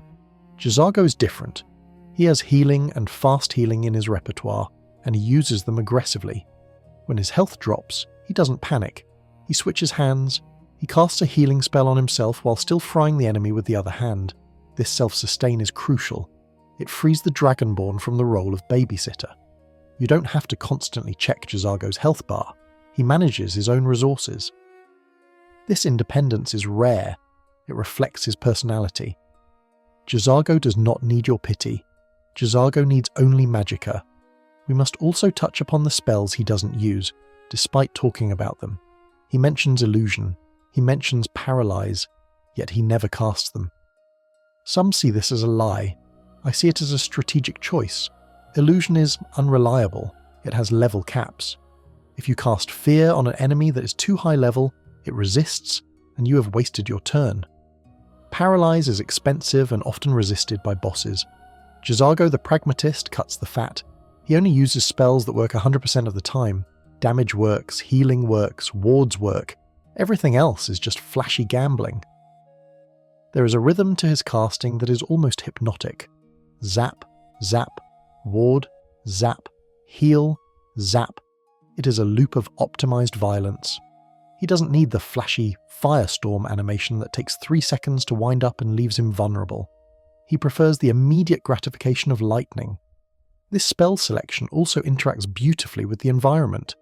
Skyrim is full of water, puddles in caves, rivers, rain. Shock magic deals no extra damage in water in the vanilla game mechanics, sadly. But visually and thematically it feels right. When fighting in a flooded Dwemer ruin, Jazargo feels like the apex predator. The environment suits his element. Furthermore, his battle mage identity is reinforced by how he handles the silence between spells. When he isn't casting, he isn't idling. He is repositioning. He's looking for the line of sight, and if an enemy gets too close, past the range of his spells, he doesn't fumble for a dagger. He uses his claws. While not a spell in the traditional sense, the Khajiit claw attack is effectively a zero-cost melee spell. It deals 15 damage, standard, plus his sheer aggression. He weaves these physical strikes in between lightning bolts. It's a combat flow that no human mage can replicate. A Breton mage has to pull a dagger. Jazargo just switches from long-range sharp to short-range sharp. So, is he the master of the arcane he claims to be? If mastery means knowing every spell in the book, then no. He is not a walking encyclopedia like the master wizard Neloth. But if mastery means knowing exactly which 3 spells will win a fight and using them with perfect efficiency, then yes. Jazargo is a grandmaster. He has stripped away the academic fluff. He doesn't care about light spells because he has Night Eye. He doesn't care about muffle because he has padded feet. He doesn't care about turn undead because killing them is a more permanent solution. He has distilled the curriculum of the College of Winterhold down to its deadliest essence. Don't die, and make the other guy die first. As we watch him turn a frost troll into a smoking pile of ozone-scented fur using nothing but a novice spell and an apprentice spell, we have to admire the audacity. He creates a master-level result with novice-level tools. That isn't just magic, that is artistry. But this efficiency is only half the equation. A glass cannon, no matter how accurate, is still made of glass, and this is where Jazargo throws the biggest curveball in the follower meta. Because while he casts like a mage, he dresses like a juggernaut. We're about to investigate the heavy armour anomaly, a quirk of his AI that transforms him from a squishy wizard into an armoured tank, and finally answers the question, can a cat wear steel plate without looking ridiculous? Spoiler, he looks magnificent. If you have spent any significant time in the world of Tamriel, You know the fashion rules for wizards are fairly rigid. Mages wear robes. It's the uniform. From the lowly novice struggling to ignite a candle to the archmage blowing up the courtyard, the aesthetic is almost always flowy fabric, hood, and perhaps some sensible shoes. The logic is sound. Robes are lightweight, they don't impede movement, and in the game's mechanics, they're usually pre-enchanted with magicka regeneration effects that heavy steel plate simply cannot offer. A mage in armour is usually considered a spell sword, or a confused warrior who learned one fire trick. But Jazargo, as we have established, does not care about your rules. Jazargo cares about survival, and if you decide to treat him like a dress-up doll and hand him a set of ebony, Daedric or dragonplate armour, you will discover the heavy armour anomaly. Unlike his peers, on Mund, who wears heavy armour but lacks the stats to back it up effectively, or Brolina, who sticks to robes, Jazargo is hard-coded with a proficiency for heavy armour that rivals actual tank followers like Lydia or Farkas. This is a core in-game fact derived from his class data. Jazargo is not technically a mage in the game files. He is a combat sorcerer. In the grand calculus of Skyrim's internal logic, a combat sorcerer is a specific archetype designed to have high health, high magicka, and proficiency in heavy armour and one-handed weapons. This means that while he starts the game wearing those blue novice robes, he is essentially yearning for the cold embrace of steel. The moment you give him a cuirass that has a higher armour rating than his clothes, which is literally anything, he equips it instantly. The visual transformation is jarring and delightful. One moment, you have a scholar looking ready for a lecture. The next, you have an armoured juggernaut with a tail poking out of the back of a Daedric chest piece. It is the ultimate glow-up. But why is this important? Why is an armoured mage better than a robed one? The answer lies in the squishiness factor. Pure mages rely on mage armour spells, oak flesh, stone flesh, ebony flesh to survive. These spells grant a temporary armour rating. The problem is that follower AI is notoriously bad at keeping these buffs active. They often forget to cast them, or cast them too late, or let them expire mid-fight. A robed follower without stone flesh is just a target made of paper mache. They take one arrow to the knee, and they are down for the count, crawling on the floor begging for mercy. Jazargo removes the variable of AI stupidity. Steel plate does not expire. Daedric armour does not run out of magicka. By wearing his protection, Jazargo guarantees that he starts every fight with maximum damage mitigation. He doesn't need to waste time casting a defensive buff. He can go straight to the lightning. This creates a follower dynamic that is unique to him. He is a tank mage. He can hold a choke point. If you're fighting in a narrow dwarven hallway, you can send Jazargo to the front. He can take the hits from a centurion while simultaneously blasting it with shock magic. He absorbs punishment that would kill Mercuria or Serana instantly. There is an obscure lore tidbit that supports this playstyle, harkening back to the earlier days of the Elder Scrolls. In Morrowind and Oblivion, the Sorcerer class was distinct from the Mage class specifically because Sorcerers wore heavy armour. They were described as relying on the protection of steel and the power of their spells. They were the walking tanks of the magical world. Over time, Skyrim simplified the class system, blurring the lines. But Jazargo remains a vestige of that old-school sorcerer philosophy. He is a callback to a time when wizards weren't afraid to lift weights. The community has debated whether Jazargo's preference for heavy armour is a result of his paranoia or his ambition. The paranoia theory suggests that Jazargo, being a Khajiit in a hostile land, assumes everyone wants to kill him. He doesn't trust robes to save him from a Nord's axe. He wants the thickest plating money can buy. The ambition theory suggests that he simply likes the status symbol. Heavy armour is expensive, it is shiny, it commands respect. When Jazargo walks into a room in full dwarven gold armour, he looks like a king, not a student. Jazargo is pleased with this, he purrs when you trade him a high-value chess piece. He isn't just pleased with the stats, he's pleased with the drip. Mechanically, this heavy armour proficiency synergizes perfectly with his aggressive AI, discussed in Section 7. Because he likes to get close to use his sparks and flame cloaks, he's naturally going to take more physical hits than a long-range caster. The heavy armour is the safety net that allows him to play aggressively. It validates his combat choices. If he wore robes and played this aggressively, he would be a liability. With armour, he's a vanguard. However, There is a trade-off. Heavy armor affects movement speed and does not inherently regenerate magicka. This is where the Dragonborn comes in. To truly unlock the God Mode version of Jazargo, you need to be an enchanter.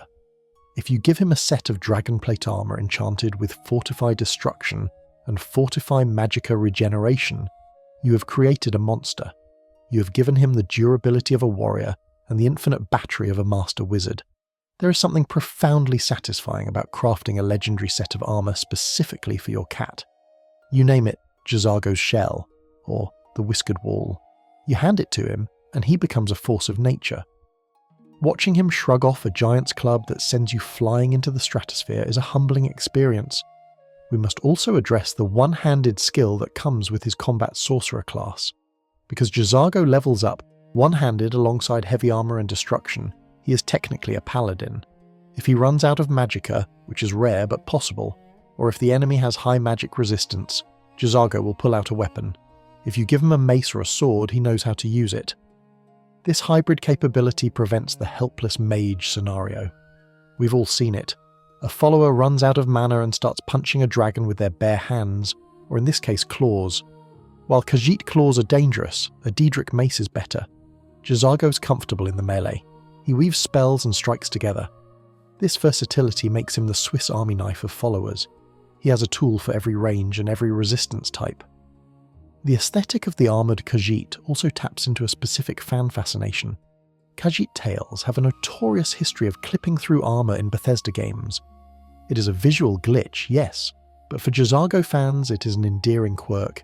Seeing that long, furry tail swaying back and forth through a solid plate of ebony metal is a reminder that the game is a beautiful, broken mess. It adds character. It reminds you that you are playing a game where the rules are flexible. Furthermore, this anomaly separates him from the other Khajiit follower, Kharjo. Kharjo is a warrior. He wears heavy armor because that is his job. He talks about the weight of it, the cold of it. Jazargo wears heavy armor as a choice, a lifestyle accessory to his magic. He never complains about the weight. To him, the armor is just another layer of his ego. It is the physical manifestation of his invulnerability. Let's consider a specific combat scenario. The Dragon Priest fight. Dragon Priest cast high-level destruction spells. A robed mage takes massive damage from these. Jazargo, in heavy armor, especially if enchanted with resistance, can tank the priest. He walks through the fireballs, he closes the distance, he suppresses the priest with shock magic. It is a duel of wizards, but one wizard brought a tank to a wand fight. This heavy armor tendency also solves the inventory management problem. Mages usually have low carry weight limits because they don't invest in stamina, which governs carry weight. Jazargo, however, seems to have a robust capacity for hauling your loot. Because he is built like a warrior, he can carry those 15 dragon bones you refuse to drop. He might complain, Jazargo is not a pack mule, but he can do it. The heavy armor anomaly challenges the player's preconceptions about class roles. We are taught that mages must be fragile glass cannons. Jazargo proves that you can be an adamantium cannon. He breaks the trinity of tank, DPS, healer by being all three simultaneously. He tanks with armor, he deals DPS with lightning, he heals himself with restoration. He is a one-cat army. There is a popular fan theory that Jazargo is actually trying to emulate the battle mages of the Imperial Legion, specifically the ones who serve the Emperor. Perhaps he sees himself not just as an archmage, but as a future Imperial battle mage, advising the Ruby Throne. The heavy armor is practice for the uniform of the highest office in the land. Or perhaps, and this is more likely, he just looked at Onmund wearing steel and thought, I can wear that better. Whatever the reason, the result is undeniable. When you are deep in a dungeon, low on health, and you hear the clank, clank, clank of heavy boots rushing past you to engage the enemy, followed by the crackle of lightning, you feel a wave of relief. You know it's Jazargo. You know he's not going to die in one hit. You know he's got this. And as you watch him standing over the defeated enemy, the light of the dungeon torches reflecting off his polished armor, you realize that he was right all along. Why choose between magic and might when you can have both? This durability is the foundation upon which his true power is built, because armor allows him to survive, and survival allows him to level up. And as we are about to see, Jazargo's ability to level up is unnatural. It is infinite. While other followers hit a ceiling and stop growing, Jazargo keeps climbing. We are now approaching the mechanical secret that makes him not just a good follower, but the best follower. But before we unlock the level cap secret, we must first look at who he is up against. Because to be the best, you have to beat the best. And the competition in Skyrim is fierce. Vampires, jesters and housecarls. How does Jazargo stack up against the fan favourites? To declare Jazargo the best mage is one thing. To declare him the best follower in a game that features over 40 recruitable companions is an entirely different battlefield. The province of Skyrim is littered with mercenaries, housecarls and guildmates all vying for the honour of carrying your dragon bones. Among this crowded field, 3 titans usually dominate the conversation. Serana, the ancient vampire princess with daddy issues, Cicero, the manic jester with a love for lubrication, and Lydia, the stoic housecarl who has blocked more doorways than any locked gate in Tamrielic history. To understand Jazargo's supremacy, we must dismantle these fan favourites, one by one, with the cold, hard logic of a Khajiit counting coin. Let us begin with the heavy hitter, Serana. Introduced in the Dawnguard DLC, Serana is widely considered the most developed follower in the game.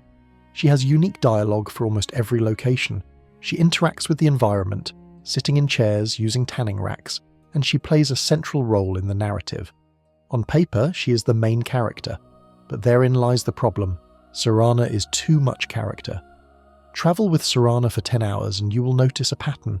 She complains, endlessly. If it is sunny, she complains about the brightness. This is brighter than I expected. If it is raining, she complains about the weather. If you are in a cave, she complains about the damp. She is a creature of eternal dissatisfaction. Jazargo, by contrast, is a creature of eternal ambition. Jazargo does not whine about the sun.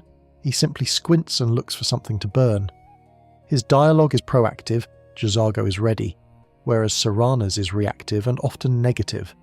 In a game that can stretch for hundreds of hours, negative energy is a drain on the player's own morale. Mechanically, Serana is also a chaotic mess. Her primary combat loop involves necromancy. She loves to cast Reanimate Corpse. This sounds cool until you realise her AI does not discriminate based on utility. You're fighting a legendary dragon and a bandit chief. Serana will look at the battlefield, ignore the bandit chief's corpse, and resurrect a chicken or a skeever to fight the dragon. There is nothing quite as immersion-breaking as watching the Daughter of Coldharbour, a being of immense power, command a zombified rabbit to attack Alduin. Furthermore, Serana's destruction magic relies heavily on Ice Spike. As we discussed, frost magic is notoriously weak in Skyrim because Nords, 50% resistance, and Dwemer machines, 100% immunity, shrug it off. Jazargo's shock magic has no such counters. While Serana is tossing ice cubes at a centurion to no effect, Jazargo is short-circuiting its motherboard with lightning. Jazargo is the smarter elementalist. Next, we have Cicero, the Keeper, the adoring fan's psychotic cousin. Cicero is a powerhouse stats-wise. He has high one-handed and sneak skills, and his equipment is top tier. But Cicero comes with a tax, the sanity tax. His voice lines are high-pitched, screeching and relentless. He dances, he sings about killing, he makes lewd comments about the Night Mother. For the first hour, Cicero is funny. For the next 100 hours, he is a nightmare. He breaks the tone of serious moments. Imagine standing before the wall of Alduin, contemplating the end of the Kalpa, and Cicero is in the background doing a jig and giggling about stabbing someone in the eye. It ruins the gravitas. Jazargo, with his smooth baritone voice and dignified arrogance, enhances the gravitas. When Jazargo speaks, it feels like a commentary from a peer. When Cicero speaks, it feels like you are babysitting a dangerous clown. There is also the creep factor. Travelling with Cicero implies that the Dragonborn condones his madness. Travelling with Jazargo implies the Dragonborn appreciates high-level academic ambition. One makes you look like a leader of misfits. The other makes you look like a dean of a very dangerous university. Finally, we arrive at Lydia, the legend, the first housecarl. Everyone loves Lydia because she is the first. It is a bond forged in the early game trauma of Bleak Falls Barrow. But let's be honest, Lydia is a plank of wood with a shield. Her personality begins and ends with, "I am sworn to carry your burdens." That line, delivered with a sigh that suggests she would rather be anywhere else, is iconic for the wrong reasons. It is passive-aggressive. Lydia is a tank class follower, but she lacks the ranged utility. She runs in, blocks, and hits. If a dragon is flying, Lydia stands on the ground yelling insults. She cannot touch it. Jazargo, as we've established, grounds dragons with lightning. Lydia is helpless against flying foes. Jazargo is anti-air defense. Moreover, Lydia suffers from the doorway problem more than any other follower. Because she's purely melee, she's always trying to occupy the space in front of you. Jazargo, being a hybrid caster, is comfortable engaging from a few steps back. He generally gives you more room to breathe, and if he does block a doorway, at least he has the decency to say something interesting while doing it, rather than just breathing heavily in steel plate. But the true nail in the coffin for Serana, Cicero and Lydia is a core in-game fact that we will explore fully in the next section, but must mention here for comparison: the level cap. In the vanilla game, without mods, Lydia stops leveling at 50, Cicero stops at 50, Serana stops at 50. This means that once you, the Dragonborn, surpass level 50, your companions stop growing. Their health stagnates, their magicka pools freeze, they become obsolete. As you ascend to level 80 to fight the Ebony Warrior, Lydia is still stuck with the stats of a mid-game character. She becomes a liability, a paperweight. Jazargo does not stop. This single mechanical distinction elevates him from companion to eternal ally. He is the only one who can keep up with the Dragonborn's infinite potential. While Serana is getting one shot by legendary dragons because her health pool capped out 20 hours ago, Jazargo is face-tanking the fire breath because his health pool has continued to expand into the thousands. Let's also consider the obscure lore tidbit of follower morality. In the creation kit, every NPC is assigned a morality rating determining what crimes they will tolerate. Lydia is lawful. If you commit a crime, she might turn on you or scold you. Jazargo has no crime morality. This means Jazargo does not care. You can murder a guard, steal a sweet roll or assault a chicken, and Jazargo will not judge you. In fact, he will likely help you kill the witnesses. Jazargo is not a judge. Jazargo is a mage. This moral flexibility makes him the superior choice for a chaotic playthrough. Serana has a moral compass, ironically for a vampire. Cicero has a twisted moral compass. Jazargo has a pragmatic compass. If it benefits the party, it is permitted. We must also compare the special abilities. Serana has Vampire Lord Drain spells, which get nerfed when she's a follower. Cicero has dancing. Lydia has nothing. Jazargo has the scrolls. Yes, they explode, but at least he tries to give you unique gear.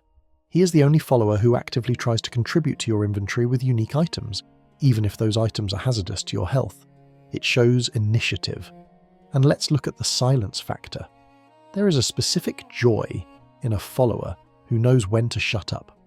Mjol the Lioness is another competitor, a great tank, but she tells the same 3 stories about her father and the Glassblade Grimzever until you want to jump off the throat of the world. Jazargo's dialogue pool is smaller, yes, but it is less intrusive. He comments on the location. These sands are cold, but Khajiit feels the warmth of your presence. Wait, that's a mod line. Vanilla Jazargo says, Skyrim is hard on Khajiit. He comments on magic, but he doesn't monologue. He respects the silence of the dungeon. There is a fan theory that Jazargo is actually the most player-like NPC. Think about how you play. You level up everything. You wear the best armor regardless of class. You hoard items. You seek power. Serana, Cicero, and Lydia are clearly NPCs with scripted limitations and defined roles. Jazargo feels like another player who joined your server. He feels like a co-op partner. He is the Luigi to your Mario. Serana is just Princess Peach with a goth makeover. Visually, Jazargo also offers a better contrast. Skyrim is full of humans. Nords, Bretons, Imperials. Having a Khajiit companion changes the visual palette of the game. The way his tail sways, the way his ears flatten in combat, the way his eyes glow in the dark, Night Eye. It adds a texture to the adventure that another human in steel armor simply cannot provide. You are the Dragonborn, a demigod soul in a mortal body. It fits that your best friend is a cat wizard who thinks he's better than you. It is a fantasy pairing that feels pulled from a storybook. Comparing him to the other mages specifically, Mercurio, Riften, is a powerful wizard, arguably higher DPS in the early game because of his usage of chain lightning. But Mercurio is a mercenary. You pay him 500 gold. It's a job. Jazargo follows you out of respect and rivalry. The bond feels earned, not bought. Ilia, Darklight Tower, is a frost mage with a tragic backstory. She's powerful, but she has a notorious glitch where if you dismiss her, she can never be recruited again. She's broken. Jazargo is reliable. He is always at the college, waiting, plotting, ready. So, when you line them all up, the vampire, the clown, the housecarl and the cat, the choice becomes clear. Serana is for those who want a story. Cicero is for those who want chaos. Lydia is for those who want tradition. Jazargo is for those who want power. He combines the heavy armour of Lydia, the magic of Serana, but better, and the moral flexibility of Cicero, all wrapped in a package that scales indefinitely. He is the synthesis of all other followers, refined into a furry, arrogant diamond. But we have danced around the main event long enough. We have mentioned the level cap as a throwaway line, but it deserves its own chapter. Because the fact that Jazargo has no level cap is not just a game mechanic, it is the secret sauce that makes him a god among mortals. It is the level cap secret, and delving into the math of it reveals just how broken, in the best way possible, Jazargo really is. We have spent a great deal of time discussing Jazargo's personality, his fashion choices, and his reckless disregard for laboratory safety. But now, we must pull back the curtain of the user interface and look directly at the code that governs reality in Skyrim. We are going to talk about numbers. We are going to talk about the infinite scaling potential that makes Jazargo less of a follower and more of a mathematical singularity. In the world of role-playing games, there is almost always a ceiling. It is the dreaded level cap. It is the moment when your character or your companions stop growing. They have learned all they can learn. Their health bars stop expanding. Their damage output plateaus. In Skyrim, this ceiling is a very real, very frustrating limit for almost every NPC you meet. A core in-game fact that every min-maxer eventually discovers is that follower levels are determined when you first encounter them, and they scale with you, but only up to a specific point. For the vast majority of followers in the base game, this cap is set at level 50. Lydia, Jordis, Ayla the Huntress, Mercurio, they all hit a brick wall at level 50. If you, the Dragonborn, continue to level up to 60, 70 or even 252 to unlock all perks, these followers remain frozen in time. They become relics of the mid-game. A level 50 Lydia fighting a level 80 legendary dragon is not a fight. It is a funeral. She simply does not have the health pool to survive a single bite, but Jazargo has no ceiling. In the creation kit, the tool used by developers to build the game, every NPC has a field for calculated max level. For Lydia, it says 50.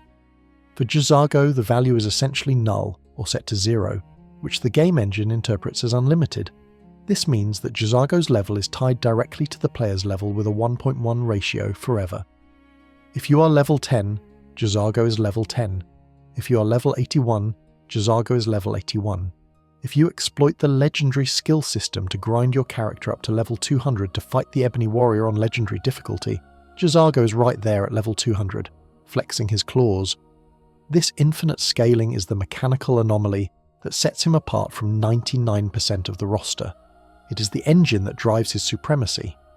While other followers eventually become liabilities that you have to protect, Jazargo evolves into a raid boss that protects you. To understand the magnitude of this, we have to look at his class template again. We mentioned he is a combat sorcerer. This class determines how his stats increase every time he levels up. When a character levels up in Skyrim, they gain points in health, magicka, and stamina. The combat sorcerer class has a specific weight distribution for these stats. It prioritizes health and magicka heavily, with a decent chunk in stamina. This means that as Jazargo scales into the hundreds, his health bar becomes astronomical. A level 100 Jazargo has thousands of hit points. He becomes a sponge for damage. He can stand in the middle of a Forsworn Briarheart's firestorm and treat it like a warm breeze. He can get stomped by a mammoth and simply get back up, dusting off his heavy armour. Simultaneously, his magicka pool expands into the stratosphere. We discussed earlier how he relies on cheaper spells like Sparks and Lightning Bolt. Now combine cheap spells with a magicka pool of 800 or 1000 points. He effectively gains infinite mana. He never has to stop casting. He becomes a perpetual motion machine of lightning damage. The efficiency we praised earlier becomes dominance through sheer volume. There is an obscure lore tidbit that connects this mechanical scaling to the metaphysics of the Elder Scrolls universe. In the lore, the protagonist is often referred to as a prisoner, a being not bound by fate, capable of infinite growth and changing their destiny. This quality is usually unique to the player. Most NPCs are bound by their nanim, their nature. They are static. By having no level cap, Jazargo mechanically mimics the properties of a prisoner or a hero. He is unbound. This has led to a fascinating fan theory-chocked community debate. Is Jazargo's lack of a level cap a bug or a feature? The bug theory suggests that a developer simply forgot to type 50 in the max level box. It's a clerical error. Given Bethesda's reputation for, let's call them happy little accidents, this is entirely plausible. The feature theory, however, argues that it was intentional. Jazargo is the only apprentice who explicitly states he plans to become Archmage and surpass everyone. His dialogue is centered on limitless ambition. Perhaps the developer who coded him decided to make his stats match his ego. They wanted to ensure that if the player kept playing for 500 hours, Jazargo would still be the rival who could keep up. Regardless of intent, the result is that Jazargo is future-proof.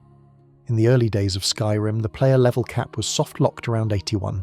Even then, Jazargo was superior. But with the release of patch 1.9 and the legendary skills update, which allowed players to reset skills and level indefinitely, Jazargo's value skyrocketed. He is the only follower designed for the New Game Plus experience that exists within the same save file.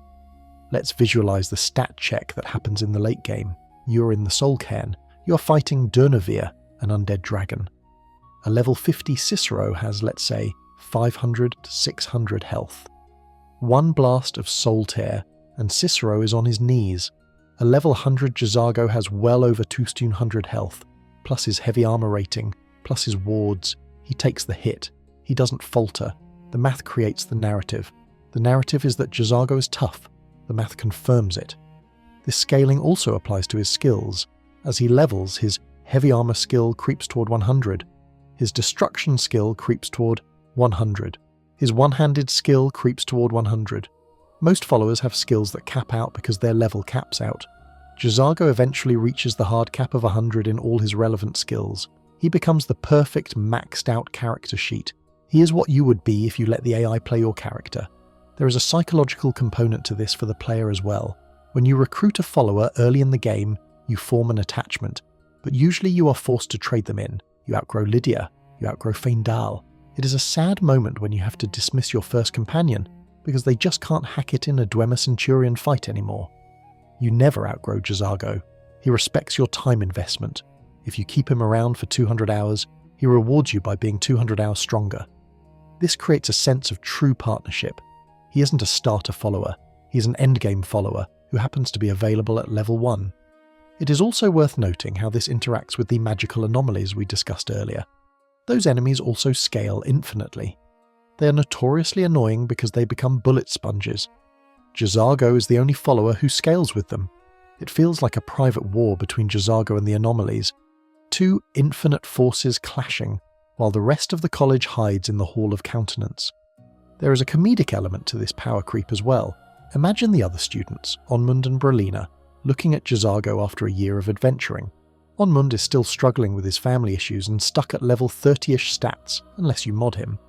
Jazargo comes back from Solstheim looking like a Daedric warlord, vibrating with cosmic energy, with a health bar that stretches across the screen. Jazargo told you he would be great, he would say, and for once it wouldn't be arrogance, it would be statistical fact. The infinite scaling potential also makes him the ideal candidate for the Boethia's calling quest. Wait, no. Scratch that. You do not sacrifice Jazargo to Boethia. That is a waste of a tactical nuke. You sacrifice a mercenary. You keep the infinite cat. But seriously, this scaling highlights a design philosophy that Skyrim rarely utilizes. The growing rival. In games like Pokemon, your rival gets stronger as you do. In Skyrim, most things are static. Jazargo brings that dynamic progression to the table. He validates the player's own journey. If you are strong, he is strong. If you are weak, he is weak. He is a mirror. There are only a tiny handful of other entities in the game with this uncapped status. The Dark Brotherhood initiates are the other notable examples, but they are faceless, nameless assassins. They have no personality. They are drones. Jazargo is a person, well, Khajiit. He has a name, a voice, and a dorm room. To have that level of mechanical power attached to a character with that much personality is a lightning in a bottle moment for Bethesda. And let's look at the equipment synergy again with this scaling. Enchantments on armor act as multipliers or flat bonuses. If you put a Fortify Health enchantment on a level 50 Lydia, it helps her survive a bit longer. If you put a Fortify Health enchantment on a level 100 Jazargo, you're adding to an already massive pool. But more importantly, if you give him Fortify Heavy Armor, you're boosting a skill that is already at 100. You're pushing him into the realm of damage reduction that makes him nearly invulnerable to physical attacks. The infinite scaling is the secret that veteran players whisper about on forums. New players see a rude cat and dismiss him. Veterans see a column of numbers that goes up forever. They see the investment.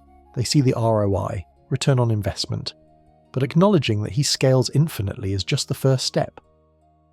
We have to understand why this changes the fundamental way you play the game. It isn't just about him not dying. It's about how his presence allows you to break the game in other ways. Because when you have an indestructible object following you around, the laws of tactical combat cease to apply. You enter a new phase of gameplay, you enter the Jazargo phase, and as we transition to the next section, we will look at the specific level cap secret, not just as a mechanic, but as the ultimate glitch-turned feature that cements his legacy.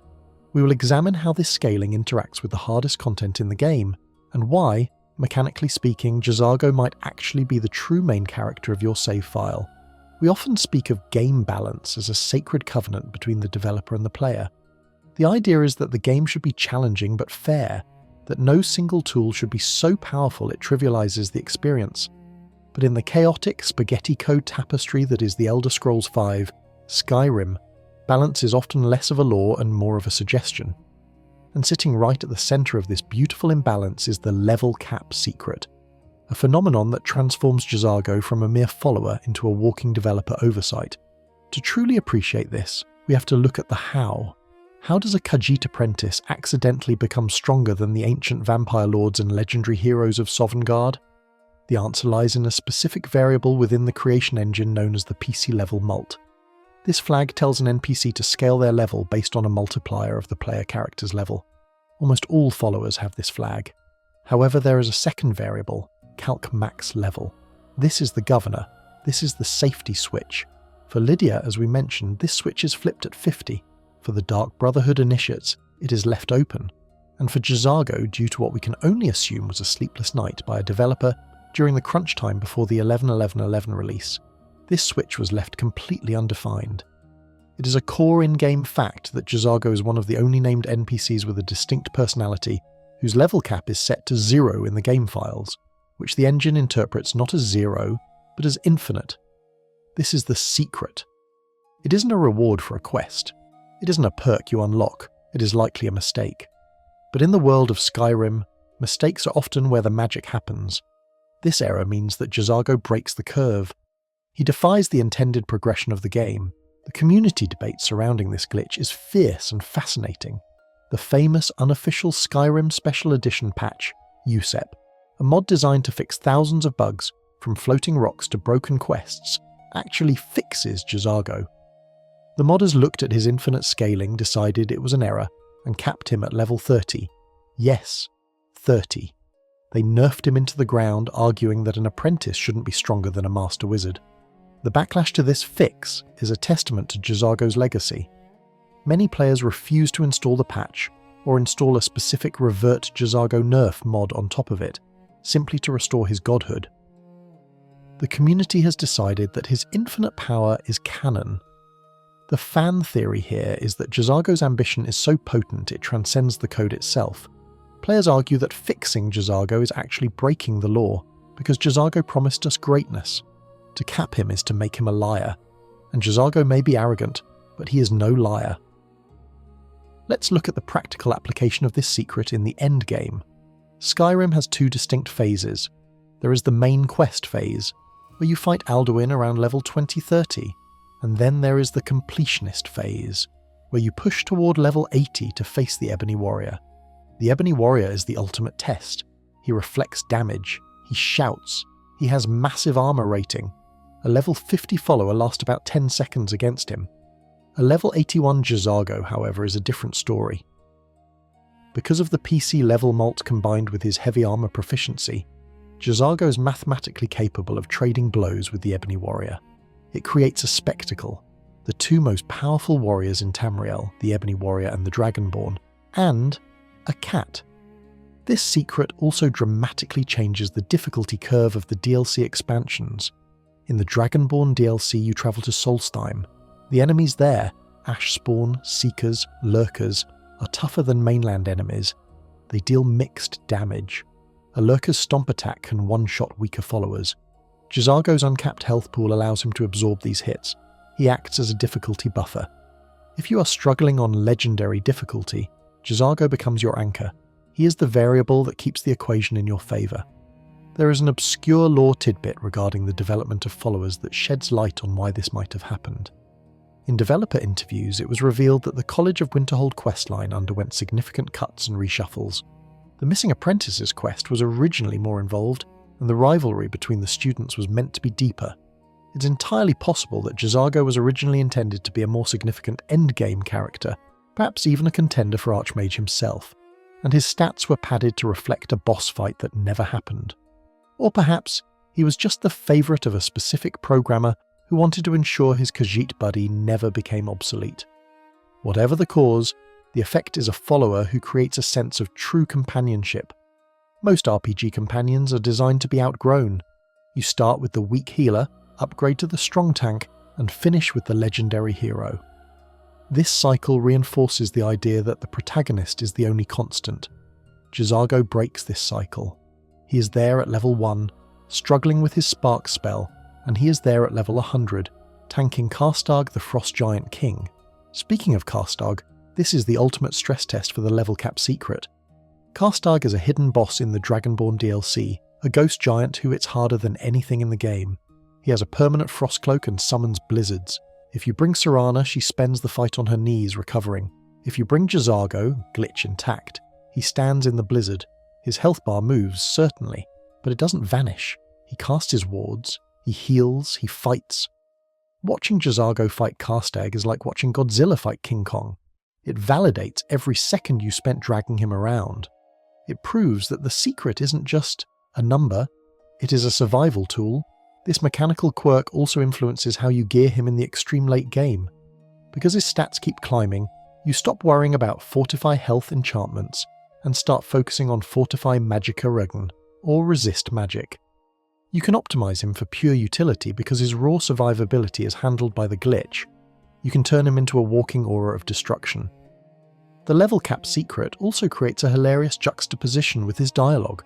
At level 5, Jazargo says, Jazargo's struggling to find things. At level 100, he still says, Jazargo's struggling to find things. But the context changes. At level 5, he's struggling to find basic skills. At level 100, he's struggling to find worthy opponents. The glitch recontextualizes his arrogance. He isn't bragging anymore, he is bored. He has ascended to a plane of existence where nothing in Skyrim poses a threat, except perhaps gravity or a glitchy physics engine. We must also acknowledge the soft cap of skills. Even though his level goes to infinity, his skills, destruction, heavy armor, etc., technically cap at 100. However, the attributes, health, magicka, stamina, do not. This is a crucial distinction. A level 200 Jazargo might have the same destruction skill as a level 81 Jazargo, but he will have double the health. He becomes a stat stick. In MMO terms, he becomes a raid boss. This anomaly creates a unique bond between the player and Jazargo. You share a secret. You know that he is broken. You know that he shouldn't be this strong, but you don't tell the developers. You don't install the patch. You keep the secret. It feels illicit, like smuggling moon sugar. You're smuggling a demigod through the border of the game's code. Furthermore, this scaling protects him from the friendly fire incidents that plague high-level play. When the Dragonborn wields weapons that deal 300 plus damage, an accidental swing can kill a follower. Jazargo's massive health pool acts as a buffer against you. You can accidentally hit him with a warhammer, and he will just grunt and keep fighting. He's the only follower who can survive the Dragonborn's own incompetence. The level cap secret is the final piece of the puzzle that explains his enduring popularity. He isn't just funny. He isn't just a cat. He is the best statistical investment in the game. In a world of diminishing returns, Jazargo offers exponential growth. As we approach the end of our journey, we have to synthesize all these elements. We have the personality, the bravery, the heavy armor, and now the infinite stats. When you combine them, you don't just get a follower, you get a peer. You get someone who can stand next to the Archmage and not look out of place. And that brings us to our final point. Jazargo's goal was never just to be a good student. It was to be the Archmage's equal. And thanks to a developer's typo and a refusal to die, he has achieved exactly that. He is not your servant, he is your shadow, darker and stronger than the light that casts it. We arrive now at the end of our chronicle, standing at the summit of the throat of the world, or perhaps looking out from the Archmage's quarters over the Sea of Ghosts. We have dissected the mechanics, analysed the psychology, and laughed at the explosions. But to truly understand why Jazargo claims the title of Best Mage, we must look beyond the numbers and the fur. We must look at the nature of power and companionship in the lonely endgame of Skyrim. Being the Dragonborn is a solitary existence. You are a biological weapon designed by the gods to kill time itself, in the form of Alduin. You shout mountains apart. You eat dragon souls for breakfast. You become the leader of every guild, the thane of every hold, and the champion of every Daedric prince. As you ascend into the high levels, past 50, past 80, into the triple digits, the world around you begins to feel small. Bandits die in one hit. Jarls repeat the same 3 lines of dialogue. The world that once felt dangerous and vast becomes a playground made of cardboard. Most followers cannot bridge this gap. Lydia, for all her loyalty, is a housecarl. She is a servant. She calls you Thane. She's sworn to carry your burdens. She defines herself by her subservience to you. Serana, for all her complexity, is defined by her trauma and her family. She leans on you for emotional support. She needs you to fix her life. Jazargo needs nothing. This is the final, crucial distinction. Jazargo does not look at the Dragonborn and see a master. He sees a benchmark. Throughout the entire game, from that first meeting in the Hall of Attainment to the final battle against the Ebony Warrior, Jazargo maintains his frame. He never calls you Thane. He never calls you Master. He calls you by your actions or simply acknowledges your presence. You have done well, he says. Not thank you for saving me, but you have done well. It is the praise of an equal. This dynamic cures the god-complex loneliness of the late game. When you are a demigod, having a cheerleader is boring. Having a rival is essential. Jazargo provides that friction. He reminds you that while you may be the chosen one, he is Jazargo, and in his mind, that is a far more interesting title. The level cap secret we discussed, the infinite scaling, is the mechanical manifestation of this narrative truth. It creates a ludonarrative harmony, a fancy term for when gameplay matches the story, that is rare in open-world RPGs. The story tells us Jazargo is arrogant and ambitious. The gameplay proves it by allowing him to grow indefinitely. He puts his money where his mouth is. If he capped at level 50 like the others, his arrogance would eventually become a joke. He would be a delusional cat talking big while dying to a mudcrab, but because he doesn't cap, his arrogance remains valid. He earns the right to talk about himself in the third person because he is, statistically, the only mortal capable of standing, shoulder to shoulder with a level 252 Dragonborn. Let's consider the Archmage title itself. By the end of the college questline, you are the Archmage. But let's be honest, you are an absentee landlord. You are never at the college. You are out killing dragons, building houses, or fishing. Who is running the college? Tolfdir is likely handling the paperwork, but Jazargo is the spirit of the place. Jazargo is the one still experimenting, still pushing boundaries, still ensuring that the college remains a place of power. There is a fan theory that Jazargo knows you are the protagonist, and he is okay with it, because it gives him cover. If the Thalmor or the Sijiks come looking for the source of a magical disturbance, they look at you. Meanwhile, Jazargo is in the background, quietly mastering the next tier of destruction magic, safe in your shadow. He uses your destiny to fuel his own. we must also revisit the Scrolls of Flame one last time. In the beginning, they were a sign of his recklessness. In the end, they are a symbol of his potential. He tried to create something new. In a world where everyone is obsessed with the past, the ancient Nords, the ancient Dwemer, the ancient Falmer, Jazargo tried to invent the future. He failed, yes, but the attempt matters. It marks him as a visionary. He is the Elon Musk of Winterhold, just with more fur and slightly more explosions. And let us not forget the comfort of his presence. Skyrim is a cold, harsh land. The wind never stops. The snow never melts. Having a warm, furry, confident presence by your side taps into a primal psychological need. He is a cat. Cats are comforting. But he is a cat who can disintegrate your enemies. It is the best of both worlds.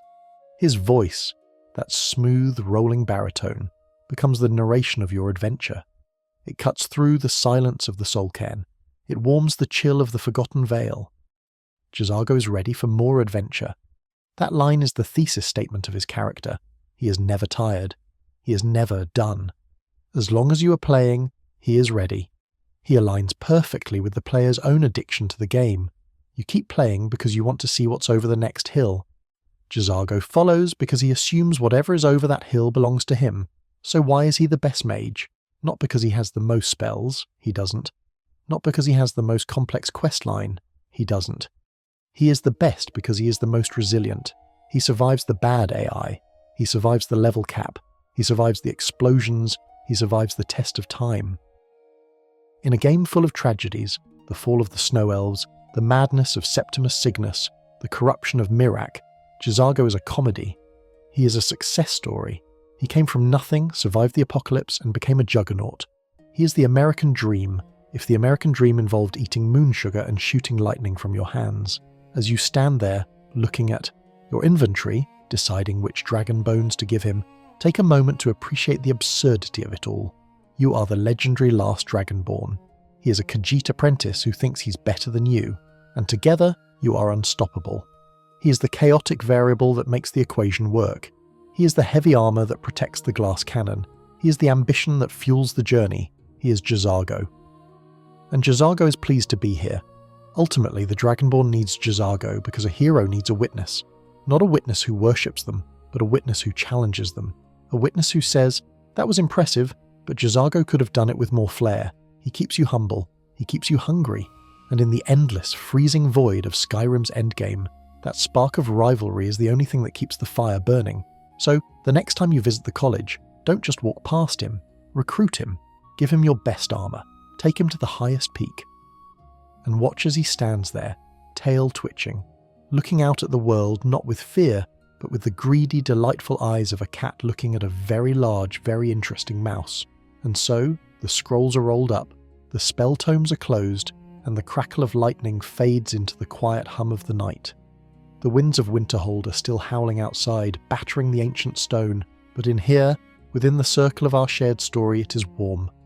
The fire in the hearth has burned down to glowing embers, casting long, soft shadows against the walls, shadows that look almost like a Khajiit's tail, swaying gently in the gloom. Take a deep breath now. Let the cold air of the north leave your lungs, and breathe in the warmth, the scent of old parchment and dry wood. Let the tension of the adventure slide off your shoulders like a heavy cloak you no longer need to carry. You have fought the dragons. You have explored the ruins. You have navigated the politics of wizards and warlords. Now it is time to rest. Picture the Hall of Attainment, quiet and still. The students are asleep. The magical lights are dimmed to a soft, blue glow. Even Jazargo has stopped pacing, curled up somewhere comfortable, dreaming of arch robes and endless magicka. The ambition of the day has given way to the peace of the night. You don't need to cast any more spells tonight. You don't need to check your map. The quest markers have all faded away, leaving only a blank, calm horizon. Let your eyes grow heavy, just as the snow settles softly on the college bridge, covering the footprints of the day. The world will still be there tomorrow, full of mysteries and loot. But for now, the only thing that matters is the silence, the safety, and the drift into sleep. Good night, travellers. Good night, mages. Sweet dreams.